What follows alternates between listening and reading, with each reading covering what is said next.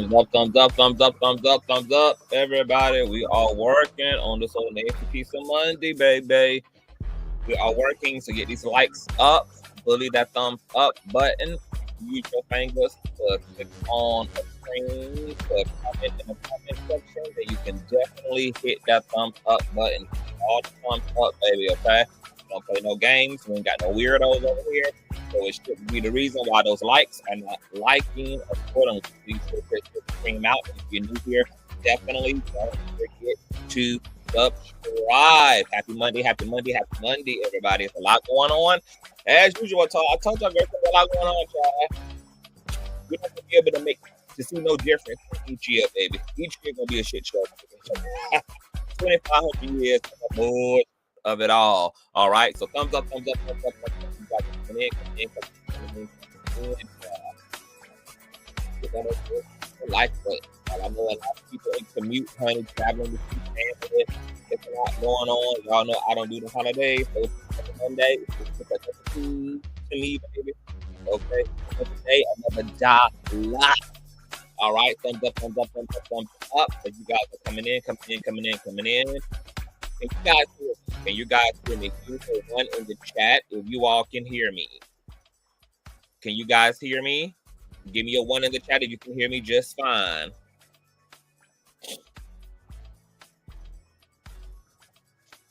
Thumbs up, thumbs up, thumbs up, thumbs up, thumbs up. All right. So Miss Alicia, it might be your device, baby. Might be your device, love. All right, y'all. Thumbs up, thumbs up, thumbs up. We got an old nasty piece of update.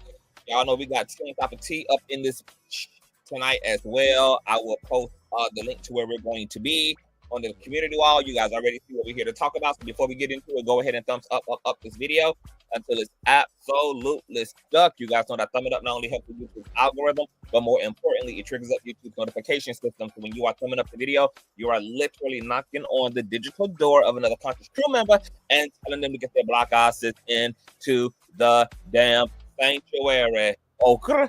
Also, make sure that you have your notification bell set to all. Shout out to all of the new subbies. Teamwork makes the dream work. I couldn't do this without you guys. And last but not least, please share. Stream out to whatever it is you have digital community, whether that be your YouTube community wall, your Snapchat, your MySpace, your Facebook, the dark side of Twitter, Tumblr, or your personal OF. I don't really give a damn where you personally lay the link. Just let them whores know. But we're loud, we're live, and we are certainly in color. With no further ado, let's go ahead and push on through. Okay. I know a place where you can recharge your soul. Baby, that's Consciouztv. And in the midst of brokenness, he gon' see your asshole. Baby, that's Consciouztv. You gon' heal, you gon' laugh, and catch a little shade. Ooh, girl. Y'all know he be slaying, y'all better stop playing. Come hear what he's saying. Ladies and gentlemen.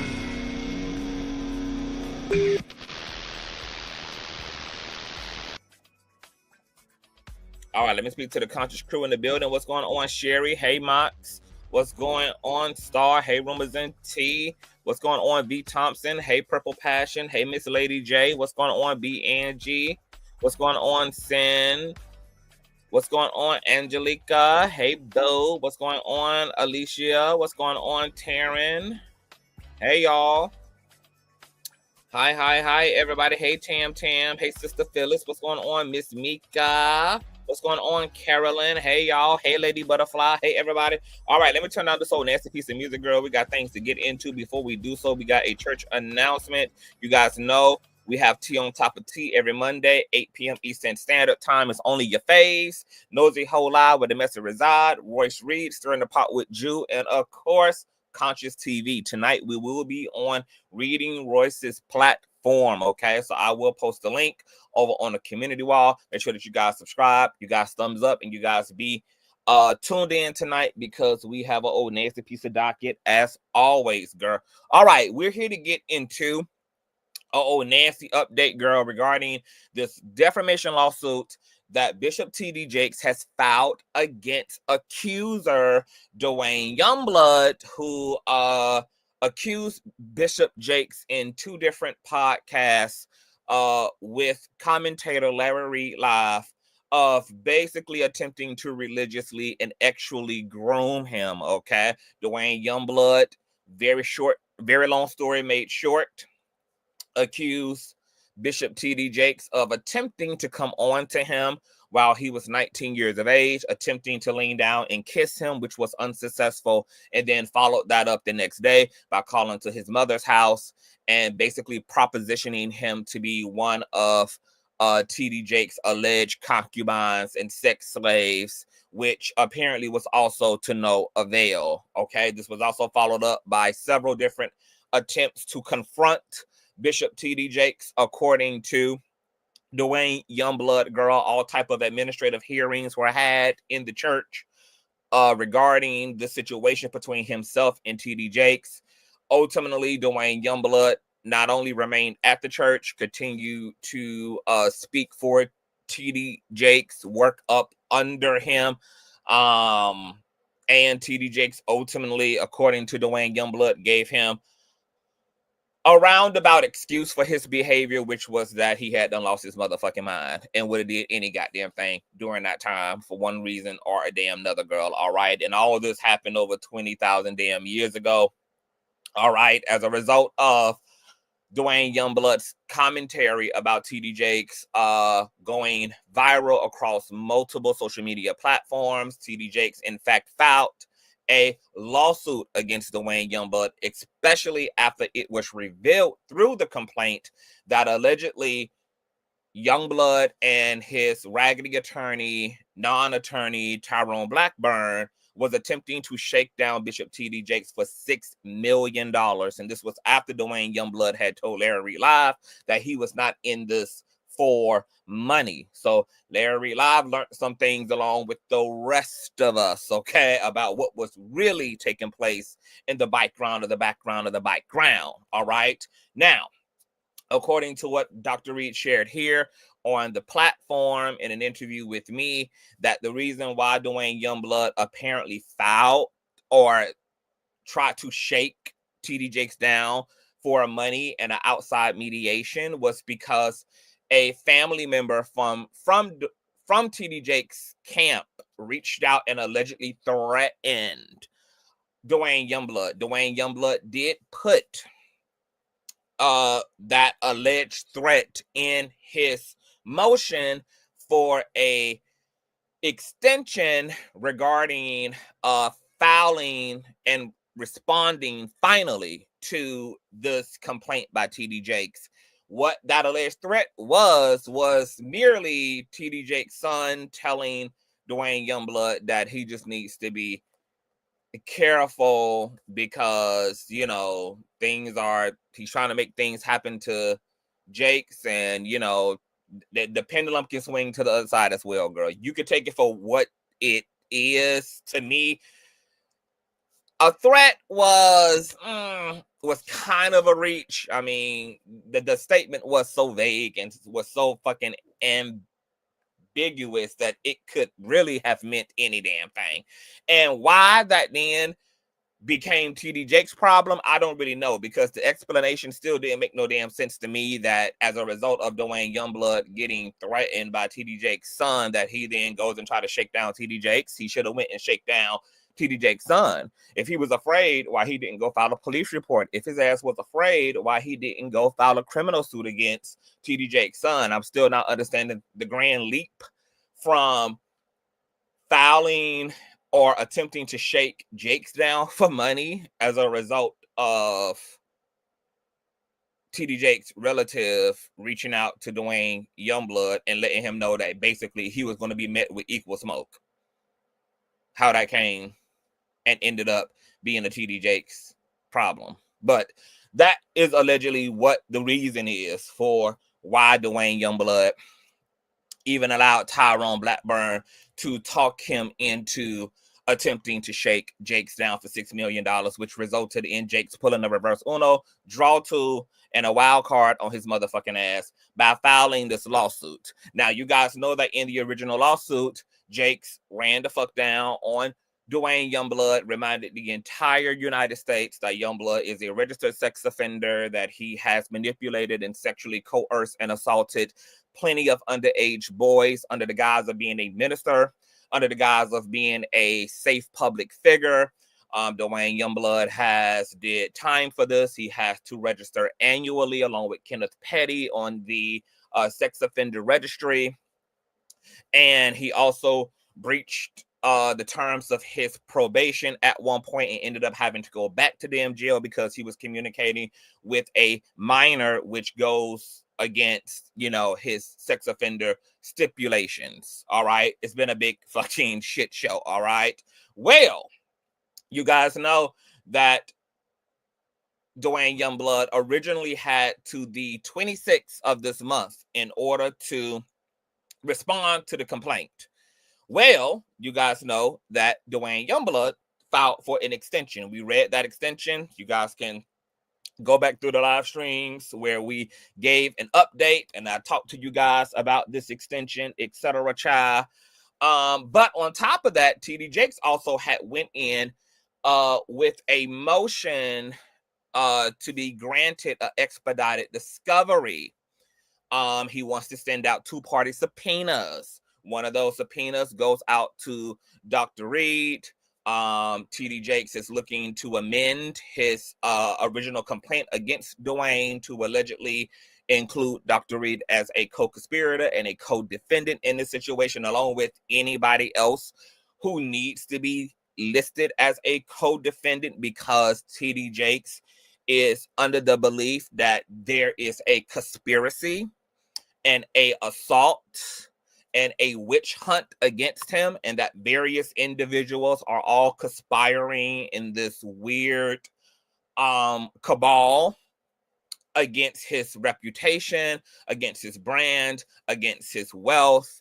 And he's wanting to subpoena and get all up into text messages, emails, DMs, etc., to figure out who are all these other co-conspirator players around Duane Youngblood. Because in his complaint, he does list a John Doe 1 through 10. All right. So there's been some updates regarding TD Jakes' request for a expedited discovery period, because he is under the belief also that T and information and data necessary for him to file and to properly fight for himself is going to be destroyed by the oppositional parties. But you guys also know there's also been an update on Duane Youngblood's request for a not expedited, but for an extension, a 30-day extension to file this complaint. Well, one of those updates is, baby, TD Jakes is combating Youngblood's request, girl, for an extension, girl. He wanted not only prohibited, baby, he also wants certain things striked, all right, from the record, because you guys know that when Duane Youngblood went in to request his 30-day situation, he also put in his alleged evidence to support the fact that TD Jakes did attempt to inappropriately come on to him as an adult male, and that there were various administrative confrontations during this time between Youngblood and Jakes around Jakes pursuing him sexually and romantically, girl. So like I told y'all before, girl, I said, I know that Jake's ass got to be shaking, baby. I know Jake's got to be shook, yeah, honey.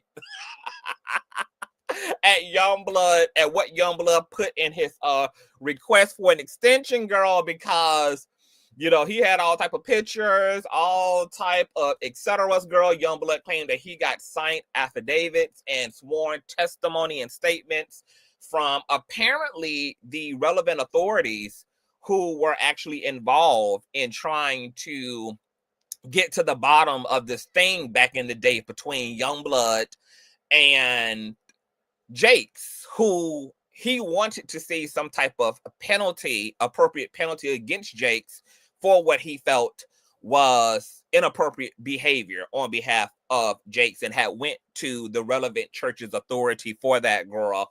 So I told y'all, girl, Jakes probably somewhere shaking and shivering, child. And like I said before, girl, it could be that once Jakes finds out all the he, which is why he want to subpoena everybody, girl, that he may either drop this lawsuit entirely, or he may just go ahead and decide to mediate rather than going to trial, because that's when everything is going to erupt and come up out of the damn volcano. Or hell, TD Jakes, in fact, may be innocent, because he is innocent until proven absolutely guilty. So he may want all the motherfucking smoke, and he may be coming for every bitch's head, okay, in the situation, girl. So we gonna see. But let's look at and read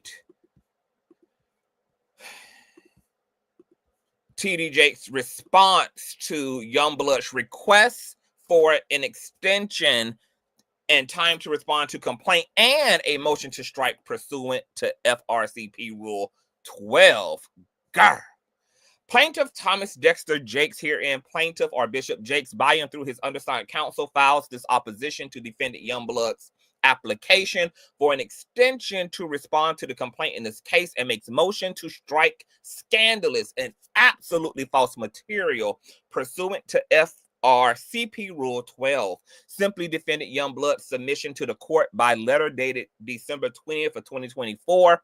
Herein, the response constitutes a responsive pleading as construed by the federal rules of civil procedure and should be deemed such. Defendant Youngblood's 11th hour application based on a purported need for additional time is nothing more than a delay tactic to further coordinate with his co-conspirators by creating a mechanism to avoid dealing with plaintiff's motion for expedited discovery, and as a general matter, move forward with this case and to improperly lob salacious, false, and irrelevant material at plaintiff. For the reasons described below and supported by the declaration of Attorney Darrell Janey, this delay tactic should not be continuanced. At this court is aware the complaint in this case was filed on November 25th of 2024. Counsel for plaintiff made a couple of attempts to coordinate service of the complaint and related papers on defendant Youngblood with the person then purporting to be defendant Youngblood's counsel, attorney Tyrone Blackburn. Even though counsel for plaintiff offered defendant Youngblood an opportunity to waive service, which in turn would have permitted him 60 days to respond to the complaint, defendant Youngblood responded, quote, "Chase me if you dare." Defendants first rejected that offer on November 25th, and then again doubling down on his antics when counsel for plaintiff iterated its offer on December 4th. Ultimately, plaintiff was able to achieve service on defendant Youngblood on December the 4th, more than a week after filing the complaint and following successive requests to coordinate that would have given the defendant more time. By and through his gamesmanship, defendant Youngblood failed to obtain the time he now seeks. We submit the defendant Youngblood should not be rewarded now for his brazen and apparent arrogance, baby. So TD Jakes is like, no, ma'am, no, ma'am. Don't grant this niglet no motherfucking extension, because he was real ballsy, he was real narcissistic, he was real arrogant when we were attempting to initially serve him on behalf of the attorney he had trying to shake my big ass down for $6 million, threatening me to chase him, telling me to basically eat his shorts, kiss his ass, suck his motherfucking dick, when had he allowed me to serve him via the attorney he had trying to shake me down, he would have been given 2 months to respond to the complaint, okay? Rather than the mere 30 days that now he's bigging in the courts to grant him. Not to mention that Jakes is also trying to convince the judge that all of this is tactical maneuver on Duane Youngblood's part to further conspire with his other cohorts in this whole matter, this whole conspiratorial matter against him. So he wants that request absolutely ungranted, all right? Now, as you guys may or may not know, when defendants or plaintiffs are representing themselves pro se, typically judges are pretty lenient because they know that the individual is broke and don't really know what the hell they doing, and they reasonably have a virtue toward that and will, you know, be as gracious toward the self-representing individual as possible, which is why ultimately Duane Youngblood was granted the extension, child. But we'll get there, okay? Prior to successfully serving defendant Youngblood directly, counsel for plaintiff received several emails from defendant Youngblood's counsel on December 4th. Those emails articulate a plan to, among other things, file an anti-SLAPP motion against plaintiff and secure several affidavits under penalty of perjury to be used against Bishop Jakes. Janey declaration, quote, the plan described in counsel's December 4th emails in sum and substance are no different than what defendant Youngblood describes in his response to the court in his current submission. So what that tells me, baby, is that Tyrone Blackburn and Duane Youngblood have been in continuous communication, even though he is not Duane Youngblood's on paper attorney. All right. On information and belief, even though defendant Youngblood describes his status as pro se, just as I said, attorney Blackburn continues to work with and advise him as counsel, just as I've been saying.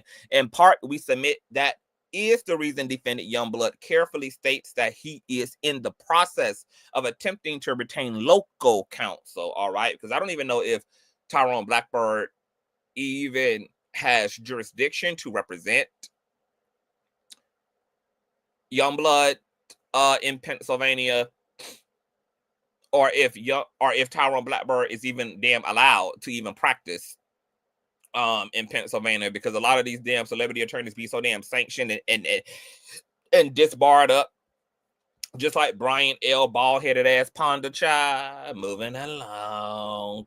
The issue is not that defendant Youngblood suffers the need for counsel. Rather, on information and belief, the defendant is facing two problems. The first one is on information and belief. Attorney Blackburn is having difficulty getting sponsored by local counsel to support him for admission in the Western District of Pennsylvania, given admonishment by federal district court judges in response to counsel's conduct. For example, on April 30th of 2024, Judge Denise Cott, district court judge in the Southern District of New York, referring attorney Blackburn to the grievance committee of the Southern District of New York, issued an opinion and order stating, quote, a reasonable inference from Blackburn's pattern of behavior is that he improperly files cases in federal court to garner media attention, embarrass defendants with salacious allegations, and pressures defendants to settle quickly. Indeed, his submissions to this court have been rife with disturbing allegations against the defendants and defense counsel. Second, on December 17th of 2024, plaintiff filed a motion for expedited discovery requesting approval from this court to issue 2 third-party subpoenas, which in turn are anticipated to reveal identities of John Does in this case and further substantiate plaintiff's conspiracy claim. By December 18th of 2024, based on assertions by defendant's brother, Richard Youngblood, on a public podcast, defendant Youngblood was, quote, working tediously to provide his response to the court to the allegations made in the complaint, and that the public could expect, quote, that answer within the next week as the deadline, December 26th, is approaching. We submit that what changed between December 18th and December 20th is the defendant Youngblood and his co-conspirators needed to find a way to slow down the proverbial train. Accordingly, defendant Youngblood's response followed on December 20th. Defendant Youngblood's response constitutes a responsive pleading within the meaning of Federal Rule of Civil Procedure, Rule 7, because it engages with the substantive issues raised in the complaint and responds to the merits. It is no mere request for an extension of time to secure legal counsel. Rather, first, defendant Youngblood specifically argues that Bishop Jakes' complaint is without merit, and then proceeds to identify affirmative defenses to the complaint itself. Specifically, In pertinent part, he states, quote, "Your Honor, I have unwavering confidence the court will discern the lack of merit in plaintiff's claims, which I firmly believe constitute a violation of my First Amendment rights." He does not provide a mere conclusory assertion. Rather, the defendant cites and elaborates on case law in support of his protected speech defense, including New York Times Co. versus Sullivan. This is clearly an effort to provide notice of his intended defense and the basis in law for his argument. Here, in the respect, defendant Youngblood and his counsel is trying to comport with FRCP Rule 8 by articulating affirmative defenses as to the reasons Bishop Jakes should not win. This is the very heart of a responsive pleading. In addition to his protected speech defense, defendant Youngblood raises the specter of affidavits in support of his truth defense to the libel claim. Further, in his 6-page submission, defendant Youngblood articulates and elaborates upon the reason he should fall within a heightened protection under the First Amendment because Bishop Jakes is a public figure. Moreover, he raises the affirmative defense of waiver in accordance with FRCP Rule 8. For example, defendant Youngblood states, "Despite my consistent and public recounting of these incidents, Mr. Jakes did not see fit to file a defamation lawsuit against me during any of those years. This inaction suggests that Mr. Jakes himself recognized the validity of my statements or deemed them unworthy of legal challenge at the time." Again, this sort of elaboration and detailed reply, while erroneous and ineffectual in this case, is the nature and substance of a response pleading. Given the defendant Youngblood has submitted an answer to the complaint, the clock should not stop on the procedural mechanisms that then follow under the FRCP in order to move this case forward. For example, we submit that the Rule 26 initial conference should proceed, and whatever motions defendant Youngblood intends to bring can be discussed with the court at that time without prejudicing the plaintiff by, in effect, postponing the day of reckoning for likely 30 to 60 days. Defendant Youngblood states, quote, "Upon information and belief, Bishop Jakes and his family have a reputation of having individuals who challenge them or expose their dirty dealings disappear throughout the years. This statement can only be characterized as an allegation that plaintiff has been engaged in violent criminal activity, including murders. It should be stricken pursuant to FRCP Rule 12. Rule 12 permits courts to strike any insufficient defense or any redundant, immaterial, impertinent, or scandalous matter in a pleading, including an answer," which is Jake's way of saying, bitch, what you're not going to do is use the legal system, girl, to try to slander the fuck out of me and push all these goddamn wild ass, baseless, meritless, historically factualist ass claims against me, girl. That's what you're not gonna do. Such motions are granted where the allegations have no possible relation to the controversy and may cause prejudice to one of the parties. Here, the bold-faced lie that Bishop Jakes has participated in making people disappear is scandalous at its core and has no relation to the libel and conspiracy claim in this case whatsoever, girl. Now, this may be the damn type of shit, girl, that makes TD Jakes, girl, rev up all his V8 engine against damn Duane Youngblood, girl. Defendant, in conclusion, Youngblood's application in reality is a Trojan horse simply intended to undermine the litigation process in this case. If permitted, the application would result in substantial prejudice to the plaintiff for the reasons described herein above and within the supporting declaration. Accordingly, we submit the application should in fact be denied, baby. What's going on, Yellow Boy? Hey, Sherry. Hey, Queen B More. What's going on, Cooper? Get these likes up. Cha. Well, the courts have in fact responded to TD Jakes seeking to get Youngblood's request for an additional 30 days prohibited, and has responded to Youngblood's request for that 30-day extension. And as you guys can see here, as of today, honey, let me go ahead and share my old nasty piece of screen, girl.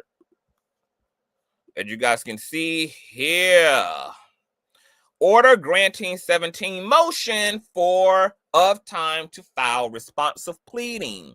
Responsive pleading is due now, you guys, by January the 23rd of next year. No further extensions, though, of time will be granted, signed by Judge William S. Stickman, who is the presiding judge over this. So Youngblood has been given an additional 30 days, girl. January of 23 is his 30-day extension to get his motherfucking complaint in order, girl. What this also then means is that the issue that Youngblood was trying to push to the courts, that Jakes doesn't have a legal claim, that this is not a real claim, also has been debunked, because the courts have recognized that no, in fact, this is a legal claim, and that's why we're giving your ass the right to have a legal response to that damn complaint. All right, so they denied TD Jakes rebuking of a granting of the extension, and they also debunked everything that Youngblood said in his filing for the extension, that basically this complaint should ultimately really be dropped and it's meritless and baseless, etc. It is not, and the judges are greenlighting that shit. All right, now there's also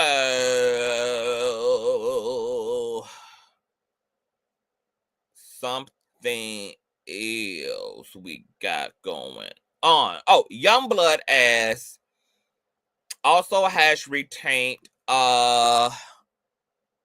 legal representation by Brad N. Sommer and Paul Anthony Ellis Jr. on behalf of Youngblood. Now, you guys know that Youngblood told us in his request for 30 days that he was in need of local counsel, that he only works part-time, he's broke as shit, which is why he should have never got his black ass out here and put TD Jake's name in his goddamn mouth if he wasn't ready for that legal smoke, child. You know what you were doing by going to Larry Reid Live. You knew that the situation had potential to go viral, to do numbers, which also contradicts the point that Youngblood was trying to make in his filing for a request for 30 days, which was that I've been saying this for 20, 30 something years. Why in the hell is Jakes now all of a sudden wanting to sue me? The court should recognize this as a way for Jakes to just simply try to suppress my truth and to suppress my First Amendment rights, etc. But as I said in a previous live stream, this is null and void, right? Hey, Auntie Trish, because typically when you file a defamation case, you need the associated damages in order to legitimize and to substantiate the defamation case. The courts don't care that a bitch is out here just talking about you. The courts don't care that a person is out here talking about your kid, calling you ugly, don't like you, etc. If those things really haven't costed you any tangible injury to your psychological, which has to be proven by necessary medical records, the fact that you've been in counseling, the fact that you have been getting treatment by a psychologist, or the fact that you've been in and out of the hospital due to stress, or that your business has been harmed as a result. Like, there has to be tangible, provable injury. All right. Well, since TD Jakes was winning at that time, and despite all these attempts to confront TD Jakes back in the day by going to the head of the church about TD Jakes, it ultimately did not work. TD Jakes continued to thrive and to ultimately be successful. So there was not a real basis for Jakes to actually sue Duane Youngblood. However, TD Jakes now is 30 years older. He's big biked. He's greasy, he's sweaty, he has a plethora of health issues, he is a notable public figure at this point, and because of the viral nature of Duane Youngblood's allegations against him, now TD Jakes can argue reasonable impact against his psychology, against his bodily autonomy. He can argue reasonable injury against his business, and that certain deals did not go through as a result of these purported allegations just spreading like wildfire. Now, TD Jakes has a claim. And that is what he is bringing against Miss Duane Youngblood. All right. So he has retained said attorneys. Matter of fact,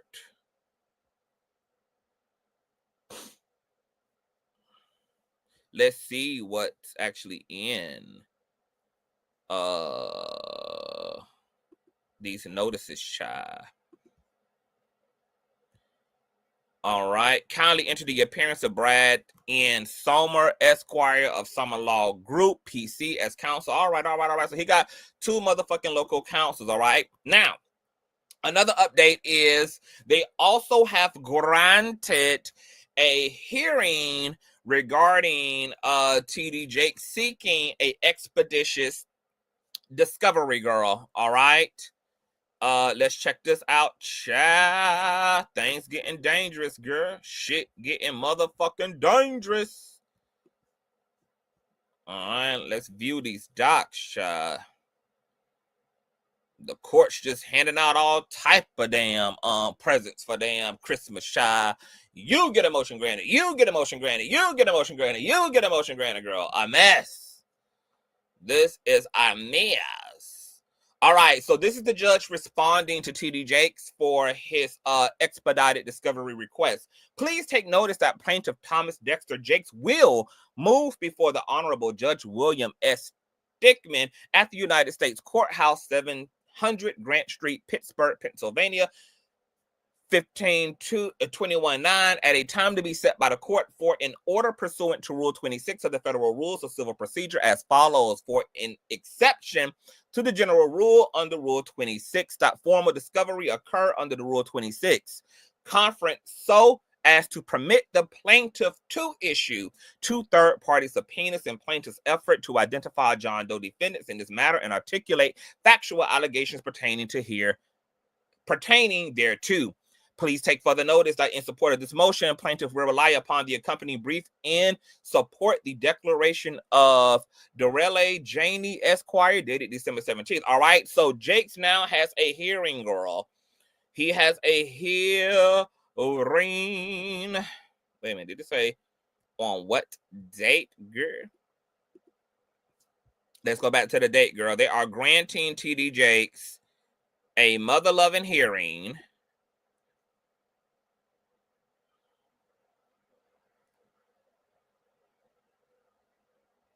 on January the 6th, child. All right, they're going to hear him out. They're going to consider what he has to say. They want to hear this argument loud, live, and in color. As it relates to whether they're going to greenlight the expedited discovery against Larry Reid Live and said other Jane John Doe's, girl. And what it's looking like is that this case is going to be moving full steam ahead. It looks like TD Jakes has no plans to stop yet. Even though he still may. Jakes may just be fishing for information, for as much information as possible. Maybe this is just his legal way of getting the courts to co-sign him, basically being nosy, being able to meddle, being able to get all up in Duane Youngblood and Larry Reid Live's tea and their correspondences so that he can once again vet and see who's allegedly all a part of this damn situation. And he may in fact pull out, girl, and he may go straight gangster. He may, girl, go straight to some damn street justice instead. Once he get all the names, once he get all the identities he need, girl, okay? It's still too early to call it. What's really going to happen?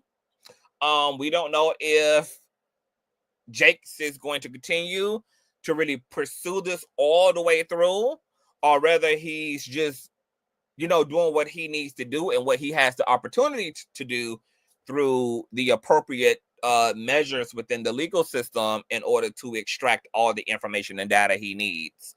Once again, this could result in TD Jakes pulling out altogether once he realizes that Duane Youngblood and Larry and whomever else may have some real tea on his ass, and obviously pushing this case all the way through will result in the gathering of his ass in truth and in justice. I'm also going to drop the link in case anybody wants to come up and sound off. It may result in TD Jakes going straight to damn mediation, or hell, TD Jakes may want all the smoke for whatever reason, because all these things that have been alleged about him are just not true. His personal affairs with men, him having concubines, some of these R. Kelly-like allegations against him, may all in fact not be true, girl. And TD Jakes is ready to clean up these streets, because he's not gonna let y'all shit and doo-doo all over his goddamn legacy, especially with him in and out of the damn hospital now, and he don't know how many days he got ahead of him, girl. And so he's wanting to control his narrative while he got the opportunity to, which I have really considered. All right. TD Jakes just may be wanting to clean up a lot of this stuff because he is afraid that he's going to transition sooner than later. He's not confident in the fact that he's going to grow to be a super elderly, super old man. This may scare him. He may have fears about his legacy turning out like Eddie Long. He may have fears, girl, about just not being here to speak for himself and not being able to prioritize the facts over fiction. Okay. Not really sure, what's going to happen. But what I do know is that Youngblood, according to Dr. Reid, is going to pull out all the stops, and he's going to bring forth a lot of people with a lot of claims against Jakes into this suit in order for him to establish a pattern of behavior as it relates to Bishop Jakes. And that either is going to go well or not go well for Bishop Jakes, girl. This is all very interesting. It's very, very, very interesting. Ultimately, the case is moving forward. April says, which LRL helped to spread, hence LRL is a co-conspirator and included in the suit. He's listed as the suit. He's listed in the suit. But TD Jakes doesn't have anything to substantiate the fact that Larry is co-conspirating, which is why he's attempting to get the courts to subpoena Larry so that he can prove it. Right now, he cannot prove that. That's just Jake's allegation against Dr. Reid. So he wants the subpoenas to go out so that he can corroborate, in fact, that Dr. Reid and whomever else are conspiring alongside Duane Youngblood. Welcome to the platform, Miss Nurse Moonshine. Hey, boo. Hey, baby, can you hear me? Yes, loud, live, and in color. Good. Okay. First of all, what's up, everybody? It's your girl, Sam Doles, aka Nurse Moonshine, chiming in. And honestly, I'm here for a good time, not a long time. And just a couple minutes. I just want to love on you for a second, Conscious, and just to give you your flowers. It's the end of the year, going into the new year. You have done a phenomenal job. One of the blessings of 2024 has been being introduced to you. I see a lot in you, and thank you for a couple of days ago. Really, I think it was a couple of days ago. You really got personal with us and just shared your spiritual journey regarding separating from family and a little bit about your traumas and what you have been through. I want you to know that I love you. We love you. You are appreciated. There's a lane for you spiritually. There's a lane for you in the entertainment space, and there's just a lane for you, period. Keep doing what you are doing. You are needed. You occupy a very unique space in this world. I call my channel my corner of the earth, and interestingly enough, that's how I feel about you. You know what I mean? Your theme song, your intro theme song tells it a lot. You come over here, you get a little bit of everything. You get the tea, you get a little bit of shade, you might get your asshole ripped, but at the end of the day, you're going to get what's raw and real. Keep up the amazing work. It's important to give people their flowers. And I've done this before, but I'm going to keep doing it because you are a person, you're a lover and you're a giver. And you pour out, you share your gifts with the world. So this is me once again, just pouring into you, encouraging you, just to keep going. You are needed and necessary. Amen. Um, with Goodness. regards to the topic at hand, conscience, because I done came over here and I've had space to show my ass too. Everybody don't like me either. Nurse Moonshine to cuss your ass out too. You No, get wrap put around when, for you, baby. when I get around and all. Are you from Florida? Because you said puss ass hoe. Yeah, that's Florida all day. All day, baby. But there's a lane for that. And I want to say something. Coming into the new year, I said prophetically, because as it's known, I have spiritual gifts, I do readings, etc. Thank you, Sherry Coat. She said you just said it all. Thank you, Sherry Coat. I want to say something. I said coming into the new year, I said in this season, I said, whatever you own, if you're not working on yourself or doing the work, whatever bullshit you own, you're going to be stuck in it and you're going to have to sit in it for a while and look at what's been taking place. Absolutely. They credit, Cat Williams for opening the portal. I ain't mad at Cat. Love Cat. He just it's humorous how the year started. You know what I mean? With that big Shannon Sharp interview, and just the tea has spilled on some of everybody. But again, there's no respecter of persons. We all got bullshit. So while we speak on others, let it be a cautionary tale, because a lot of us, it could be us. Yeah, it may not be the whole world, but it could be your neighborhood. It could be your family. It could be your friend circle. It could be your children. It could be your coworkers. So this is a cautionary tale to work on yourself and to do the work. And I want to thank you for being a safe space, a balanced space. You get on everybody. You get on everybody. So if you right, you right. If you wrong, you wrong. Even if it's somebody you don't fool with like that. If they're being misrepresented, if they're being if they're being misrepresented, if they're misrepresented, if they're being misjudged.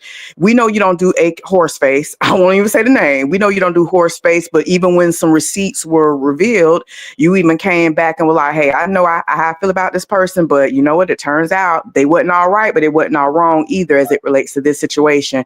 It takes a very balanced person who is saturated in character and dignity to operate in that capacity. And I just want to thank you for that, beloved. And that's pretty much it. What a way to just turn me into mesh on today. Yes. Yes. And I love you so much. We haven't met face to face, but we will.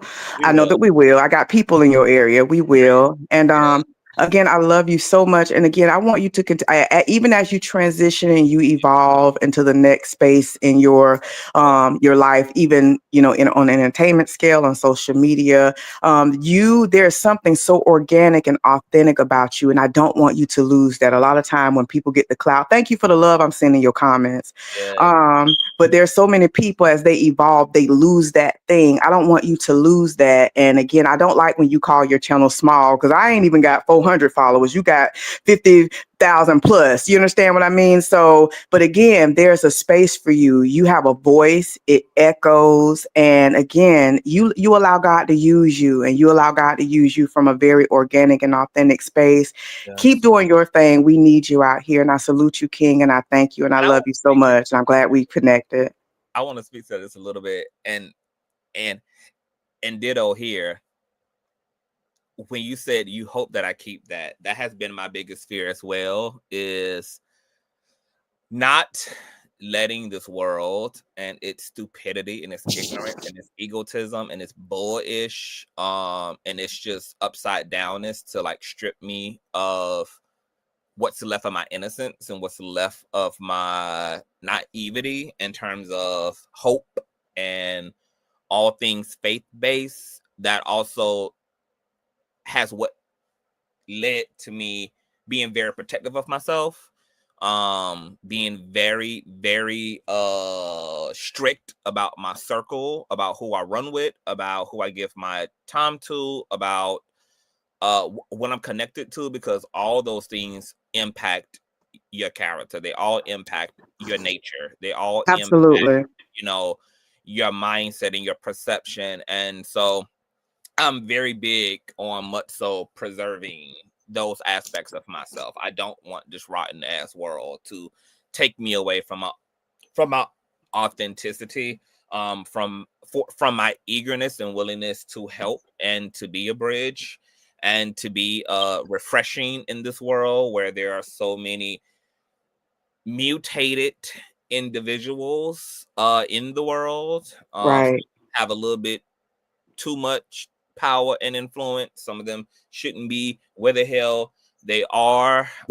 This is going to continue to make the world a very dark place. So I think that this world is in need more so of light workers like yourself and myself and so many individuals in the chat. Like the world needs us more than ever because Absolutely. the villains of Gotham are really revving up, and they are Yes, they are. populated, child. Yes. Yeah.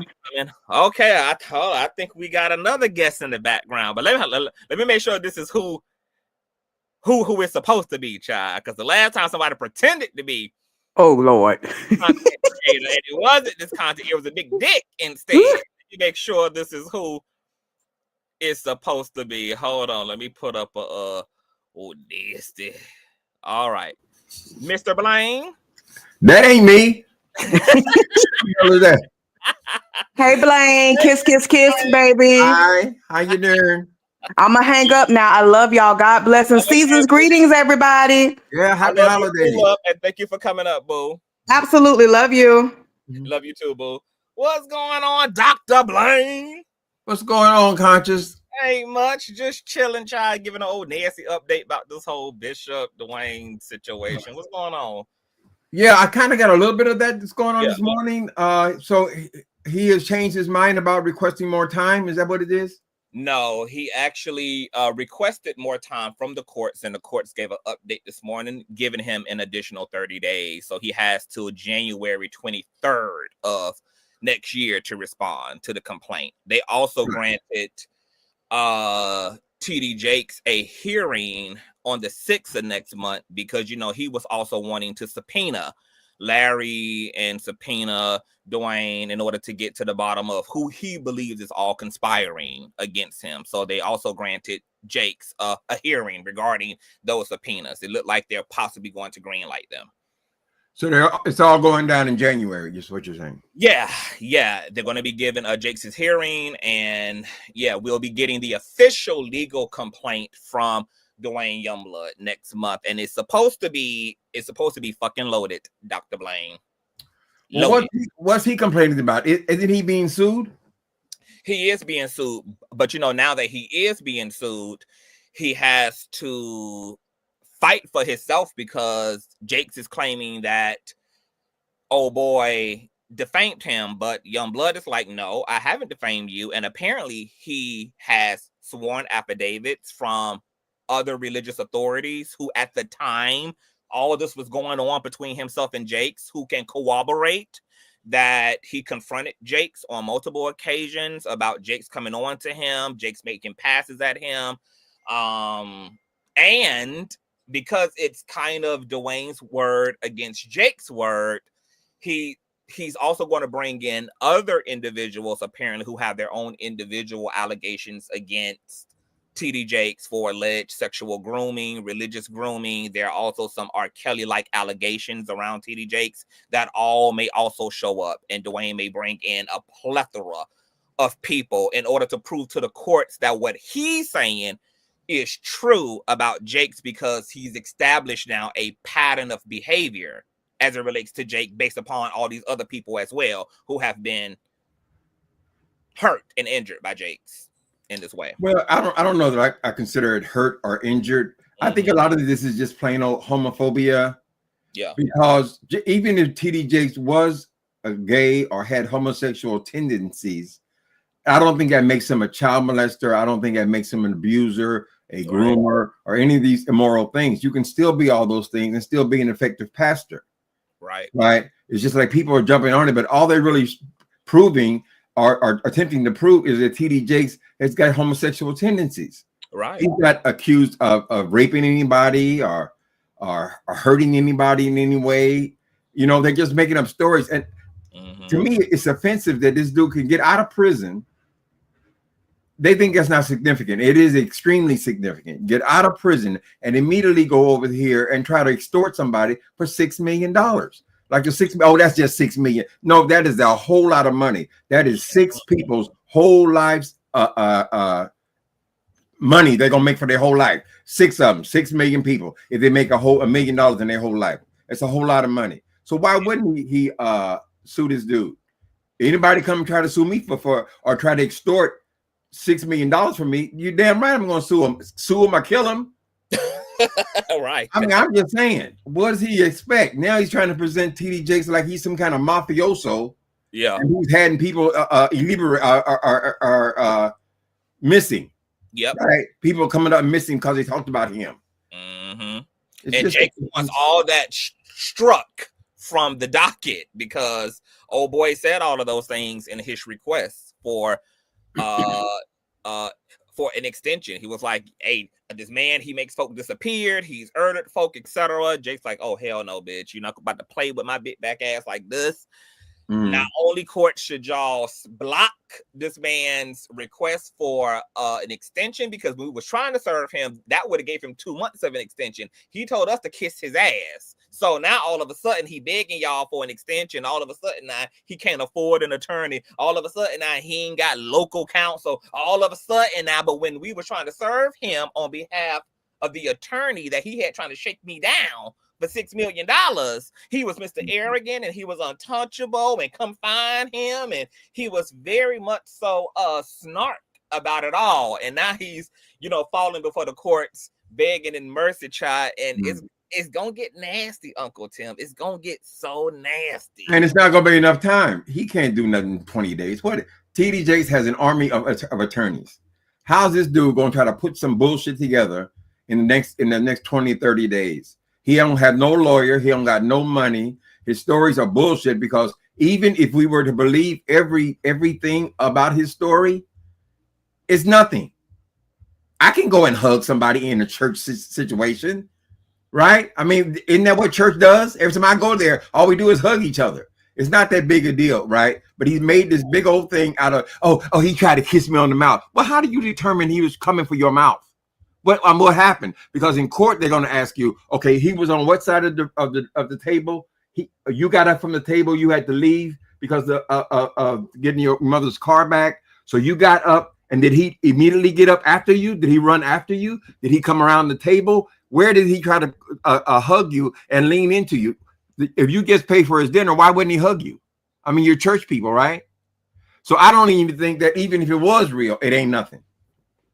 Yeah, I've been saying this whole time too that I've been confused about what exactly is the claim. Exactly. I mean, like, what does it mean that he tried to kiss you? How you know he wasn't leaning down to kiss you on your forehead? I mean, how do you know he was going for that? But then he turned around and said the next day, Jake's called to his mammy house and tried to proposition him as a person to be involved with. But I'm just like, but you're still, as far as I'm concerned, you're 19. Jake's is however old he is. At this point, you're still talking to me about a man who's just pursuing another man, which is not necessarily illegal to do.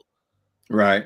I mean, and you also have a right to not like the way you're being pursued if you feel like, okay, you coming on too strong, but that's not, I mean, but still, nonetheless, that's what it is. He's just coming on to you, and you have a right. They're also homophobic. Why would he call your mother if he's trying to be on the down low? The last thing he wants to do is let your mama know that you're pursuing. Why are you calling my son? You just met him, right? And then the way he was being so dramatic, he called me from my bathtub, like it was some horrible thing to call somebody from a bathtub. I've used the phone. We got cell phones now. Shit, right? You can call from anywhere. So and he based that based upon hearing water in the background. He assumed that Jakes was in the jacuzzi floating and calling him to offer him some dick and ass. Right. And what difference does the bathtub make? I'm just saying. Make matters worse, Uncle Tim, Duane Youngblood stayed in Jake's church all that time. So it's just like you made all these claims and then stayed up under the man. Like the whole time after that. Right. And now he broke. So him and Larry or whatever they come up with in his court thing, I think the thing is going to be they're going to try to prove a conspiracy that these people said, let's look at, I ain't got no money, I'm running out of money, let's get together and here's what we're going to do. That's a conspiracy, right? Yeah. They got to determine whose idea was this, right? Because I think they want more to him. Oh yeah, for sure. Like that's why Jake's wanted the subpoenas, because he has an open John Doe 1 through 10 in his lawsuit. So he believes that this is an entire witch hunt against him and a conspiracy involving lots of people. That's why he wants the court to subpoena Larry, because he believes that there's information in Dr. Reid's communications with Duane Youngblood and whomever else that can help Jakes to establish who all is working in unison and orchestration with this whole thing against them. Right. Yeah. Right. Hear him out on the 6th. And it looks like they are going to grant him that like those subpoenas, which is going to be interesting. Right. But Dr. Reid has also said publicly that there's no bad blood on his end. He ain't worried about nothing. He will give up whatever information because he ain't got shit to worry about in this situation. Right. Well, if somebody comes on CNN though, and they tell blatant lies, it's not unheard of that CNN will be sued or whatever organization posted the information without vetting the information. If it's it'll be interesting. Leave it like that, because I have heard of cases like that. You bring somebody onto the channel, they are what do you call that word when they slander? They're slandering someone, then you can be charged for that. I think Fox just lost millions of dollars, billions of dollars. I think near $1 billion for that very same thing. You brought them on. They said it on your station. You approved it and you posted it. Therefore, you are implicated. But I don't want to get into it all. I don't even want to get into. So I know Larry's a friend of yours and so forth. And they're, we try to get him to tell the news, honey. Yeah.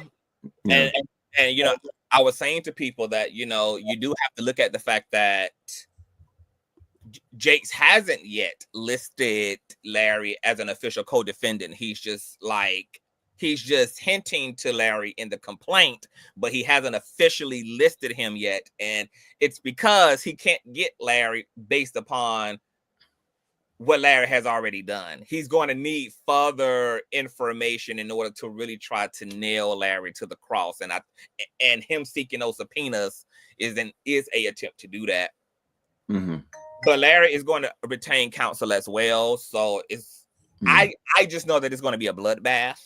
This thing is going to be a bloodbath. Absolutely. On both sides, it's going to be a bloodbath. And the lawyers are going to win. The lawyers always win. The lawyers always win. If nobody else wins, them damn attorneys definitely always come out, the victors of the situation. I also want to welcome Rooms into the platform. Hey, boo. Hey, Conscious. Hey, Mr. Tim. How are you? Hi, how you doing? I'm okay. 2025 can't get here fast enough. Like, I just really want all of this over and done with. Like, I really do. I'm so over like people weaponizing homophobia, transphobia, people's right to privacy in their own personal dealings, trying to make fetch happen for a buck. It's ridiculous. It is really ridiculous. Unfortunately, I do believe that there are, like with every human being, there are skeletons in Jake's closet. However, I also believe that Jakes and his wife have an understanding. And their marriage is operated based upon their agreement, their mutual agreement and understanding. This does very much feel like extortion attempt. Originally when I heard of the allegations, you brought it to the live, we discussed it, and I said, this is not something that's not common in, especially, it doesn't matter if it's black church, white church, whatever. This is not uncommon in the church world, where there are people groomed, whether it's male, female, whomever, you're groomed. It's a lot of grooming in the church. However, I just thought that it was always interesting, the more details came out and everything, that the accusations that Duane made did not warrant them trying to get money out of Jakes. And the fact that Jakes they were horned in, because I still to this day haven't watched the full episodes. The interview. I don't know how many interviews it was. I think it was definitely more than one. I still haven't, but I have seen clips, Mm-hmm. and it seemed intentional that out of every one name that was spoken, and I get it because Jake's is he's the more known person in the equation, on a bigger, scale for the general public. But it seemed like, so why didn't what was the attorney name? I don't want to confuse it with Busby. The other one, Tony. Tony Bud. Why didn't Youngblood's attorney? Why did Tyrone Blackburn? Why didn't Blackburn send any letters to these other? Now I know some of the people he spoke about are deceased, but there are people that are still alive. Why didn't he send any of these letters to those? The answer to that, rumors and things. No, I mean, I do. So I'm just putting things out there for those, because there are people. It's easy to right that Tyrone Blackburn would not get on paper to represent Youngblood, which proves Jake's point that this is about a shakedown, because you use Tyrone Blackburn to send those damn demand letters. You use Tyrone Blackburn to send those voice notes and to try to cipher money out of me to litigate outside the damn courts. But now that I want to see you niggas in court, Tyrone Blackburn nowhere to be damn found. Right. Well, they just want to get in there. They just want to get in there and get a settlement, honey. Right. That was the hope. And they didn't. What are you gonna get the $6 million? They were coming. You would offer. I'll give you $5 million. How I give you $4 million? Whatever. Get in and get the money. But see, some of the names that were dropped, these people have money as well. They just don't all have, on the bigger grand scale outside of the church world, they don't have a bigger name than Jake's. Jake's is now international. Yeah. But some of the people that he accused, and so, like I said, there are people that are still alive. Everyone is not gone. Right. That he could have definitely pulled this money grab with, this attempt, this extortion attempt. We clearly see what it is. My issue is with people in general, like trauma is weaponized and so much to take advantage of the general public, to persuade and get the general public on your side. I think that is abusive as hell. I think that I really think Youngblood is very, very strategic. He's a master manipulator. This is all him. Even the whole thing has been about money. And you remember you were asking, well, do you think, you thought there was a possibility, Conscious, that he was trying to clean up his image because of, what he's now known publicly on record, right? I don't know if he's trying to clean up his image or if he's just trying to get a buck. I think it's money and that. I think it's multiple agendas. I think it's money, and I think it's him trying to soften his public image. Because, I mean, think about it. Who wants to live alongside registering as a sex offender for the rest of their lives and then have to deal with the consequences socially of doing that? If he can prove that he's a victim too, he feels that can lend to some empathy from the public. Oh, well, Duane Youngblood, he's the poor Youngblood, he's been a victim too. He's been trafficked through the church and abused, and this is why he did the things that he did. And I believe that he wants the equity, which is the empathy and sympathy that comes from that. Because for all we know, Duane Youngblood could be getting his car tire slashed. He could be getting his home egged. He could be receiving threats. People don't deal well with sex offenders in their communities and amidst their environments. And this may be why he needs this sympathy from the public in order to kind of soften the stigma around. Yeah. What's the sympathy for, though? Because somebody leaned into you? No, I can tell you, I really think that he weaponized the trauma of Larry's trauma. To me, this is what I said about being a manipulator. He's a master manipulator. He weaponized the trauma in order to gain access to Larry, so that he can use Larry's platform. I believe this man had been studying, seeing that Larry had been covered stories that were public. By the way, he covered stories pertaining to Jake's family. And this man literally weaponize Larry's trauma in a way that he can gain access to him. And then to get the sympathy of the public was just solely like, so that, even though the courts have the final say, right? The court of public opinion matters as well. Mm-hmm. Yeah, It matters as well. He had sex with these kids for years, for 20 years. Real sex. Not no bumped into me or called me on the phone and all this little stuff, right? They are totally ignoring the real victims. There were real victims. So how's he gonna come out here like he's some kind of goddamn Superman now and he's a good person? He's misunderstood because somebody bumped into him when he was 19 years old. It's so ridiculous. I think that's why his interview, though. I think that's why his interview is loaded with allegations against other religious figures too, because he knows that the TD Jakes situation is weak at its surface. So he also needed to bring in the other names, the other alleged pastors who abused him and took advantage of him. He had to jam pack it up, and it worked, Uncle Tim, because when I first reported on the story, and I was saying, I didn't. Hold on, somebody it's an echo somewhere. It's probably Uncle Tim microphone. It is me. Yeah, it's you. Why am I echoing? I don't know. Let me call. Can I mute that? Why don't you mute me and see if it's still going? Okay, hold on. Let me see. Okay, I'll mute you real quick. It kind of worked initially because when I first covered the story, I had not even listened to any of the interviews. So I'm reading the complaint, and that's the first.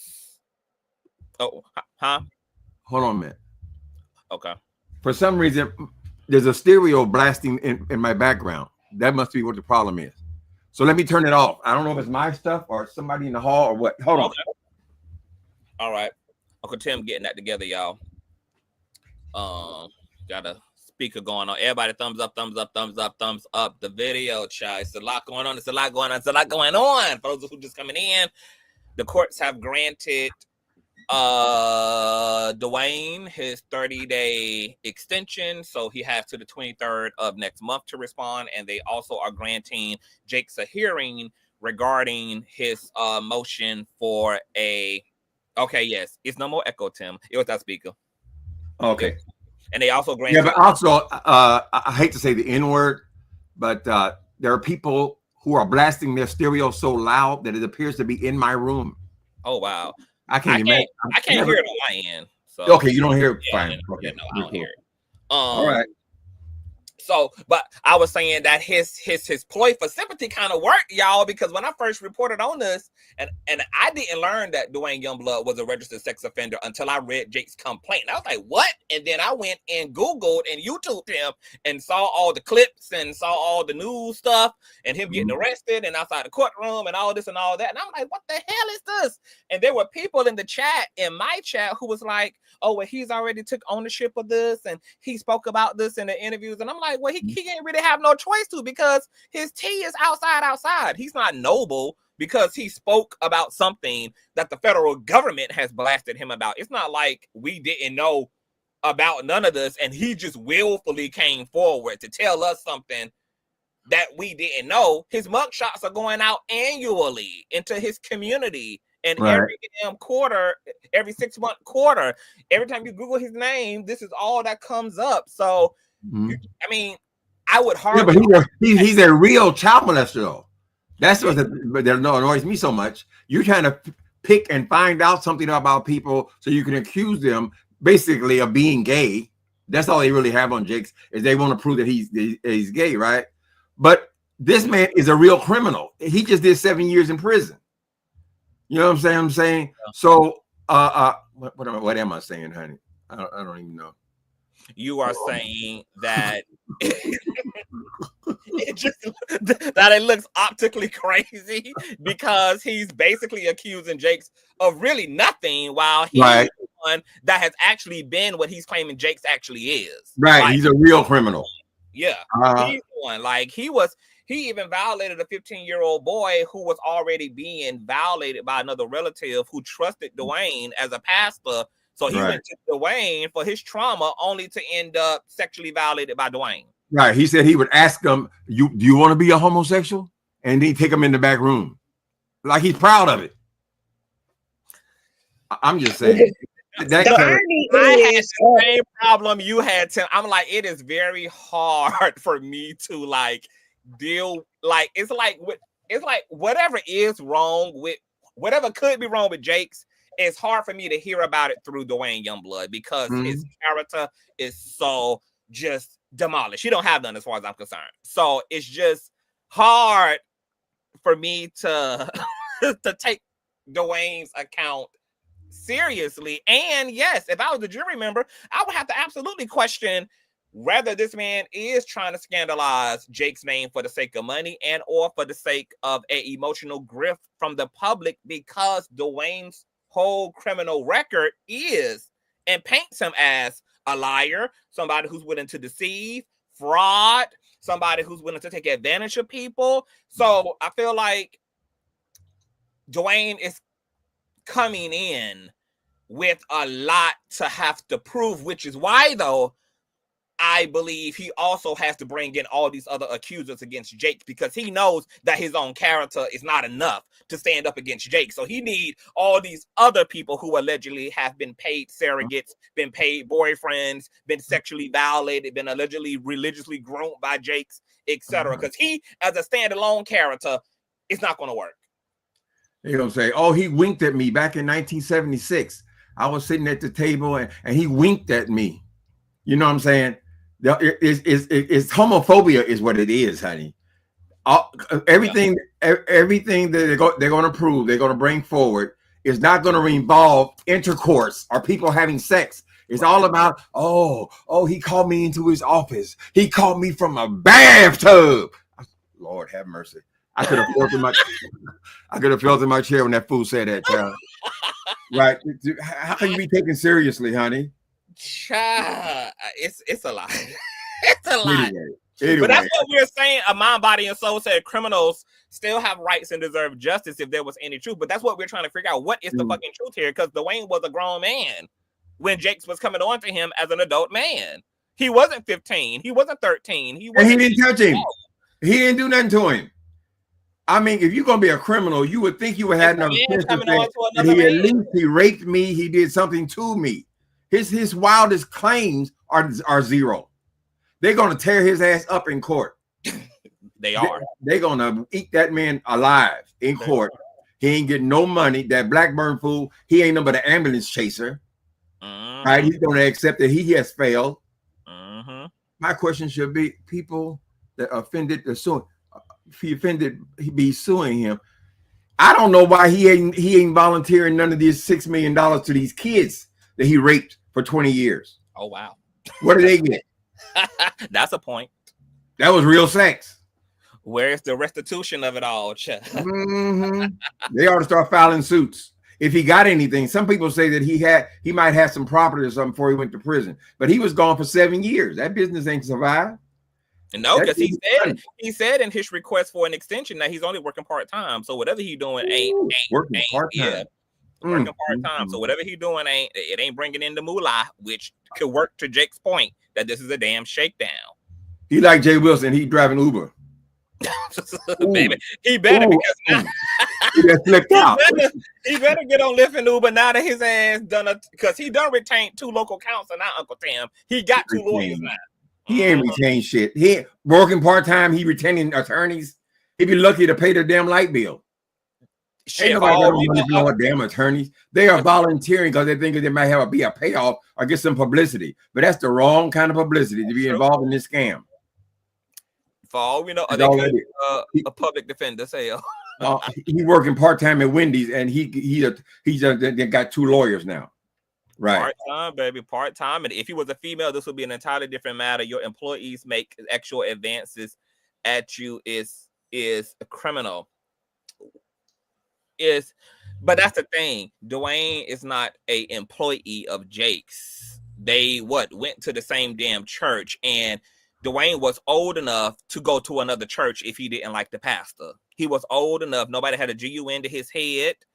He was not obligated to be at that church, and he remained in that damn church after all of this took place. So the accusation comes 30 years later. And Jakes was, and remind you, Jakes was not his pastor. Jakes was a visiting pastor. Duane did not have to go to the services. He did not have to take the call when Jakes called his mama's house. He didn't let's not act. Because if that's the case, everyone that looks your direction and wink their eye, everyone that gives you a compliment, you can sue. Right. That's what it comes So down let's not act like someone being attracted to you and making a verbal advance. Now, you may not like it, you may be uncomfortable, but it's not in a situation that will lead you to have any justification to try to extort. If he had any legal footing or ground, he would not have gone about doing things the way he's done it. I think it's also funny, rumors, that the argument he's trying to make about Jakes is the same argument that can be made about him too, though. He's trying to say, well, I've been trying to get this situated with Jakes, for decades now. So why is Jakes all of a sudden now suing me for these allegations? I made these claims about him way back in the day. But the same can be said about him. If all that you saying is something that you are sincere about, why in the hell didn't you try to sue Jakes' ass way back when? Why didn't you obtain your way back when? What is he confused about? You tried to extort $6 million somebody. Their response was, "I'm suing your ass." Why now? Why now? What do you mean? Why now? Didn't you send me a letter last week trying to get $6 million from me? Exactly. He's forgetting that part, Uncle Tim. He's conveniently leaving that part out. The main part. Right, like maybe Jakes would not have even touched this thing had there been no alleged extortion attempt to begin with. Right, just happened a week before that, honey. That's it. I want Duane to take serious pause. I don't know if he's taking this all serious so far, but I really want him to take serious pause in this moment, and to think. There are people that we're not even talking about the people that you have literally been found guilty of, the minors. There literally was someone that came up on your platform, Conscious, that had the Calloway. Hold on. And let me call Will Calloway right now. See if he want to join this live. Will Calloway was the person you talking about that came up in the queue. Had the same, basically the same identical. There was slight differences, but basically the same MO. This man spoke to, he's an alleged victim, and I'm going to call him a victim, even though he willingly participated. But the way that Youngblood is trying to insinuate that he was groomed by Jakes and others, he did the same thing to this gentleman. The same MO. So that would mean that this man has the grounds to sue you, to send you a law, even though I doubt you even have 2 pennies and nickels to rub together for him. But the universe can pay this right back to you. You're playing a very dangerous game. Very dangerous game. And he's the real one.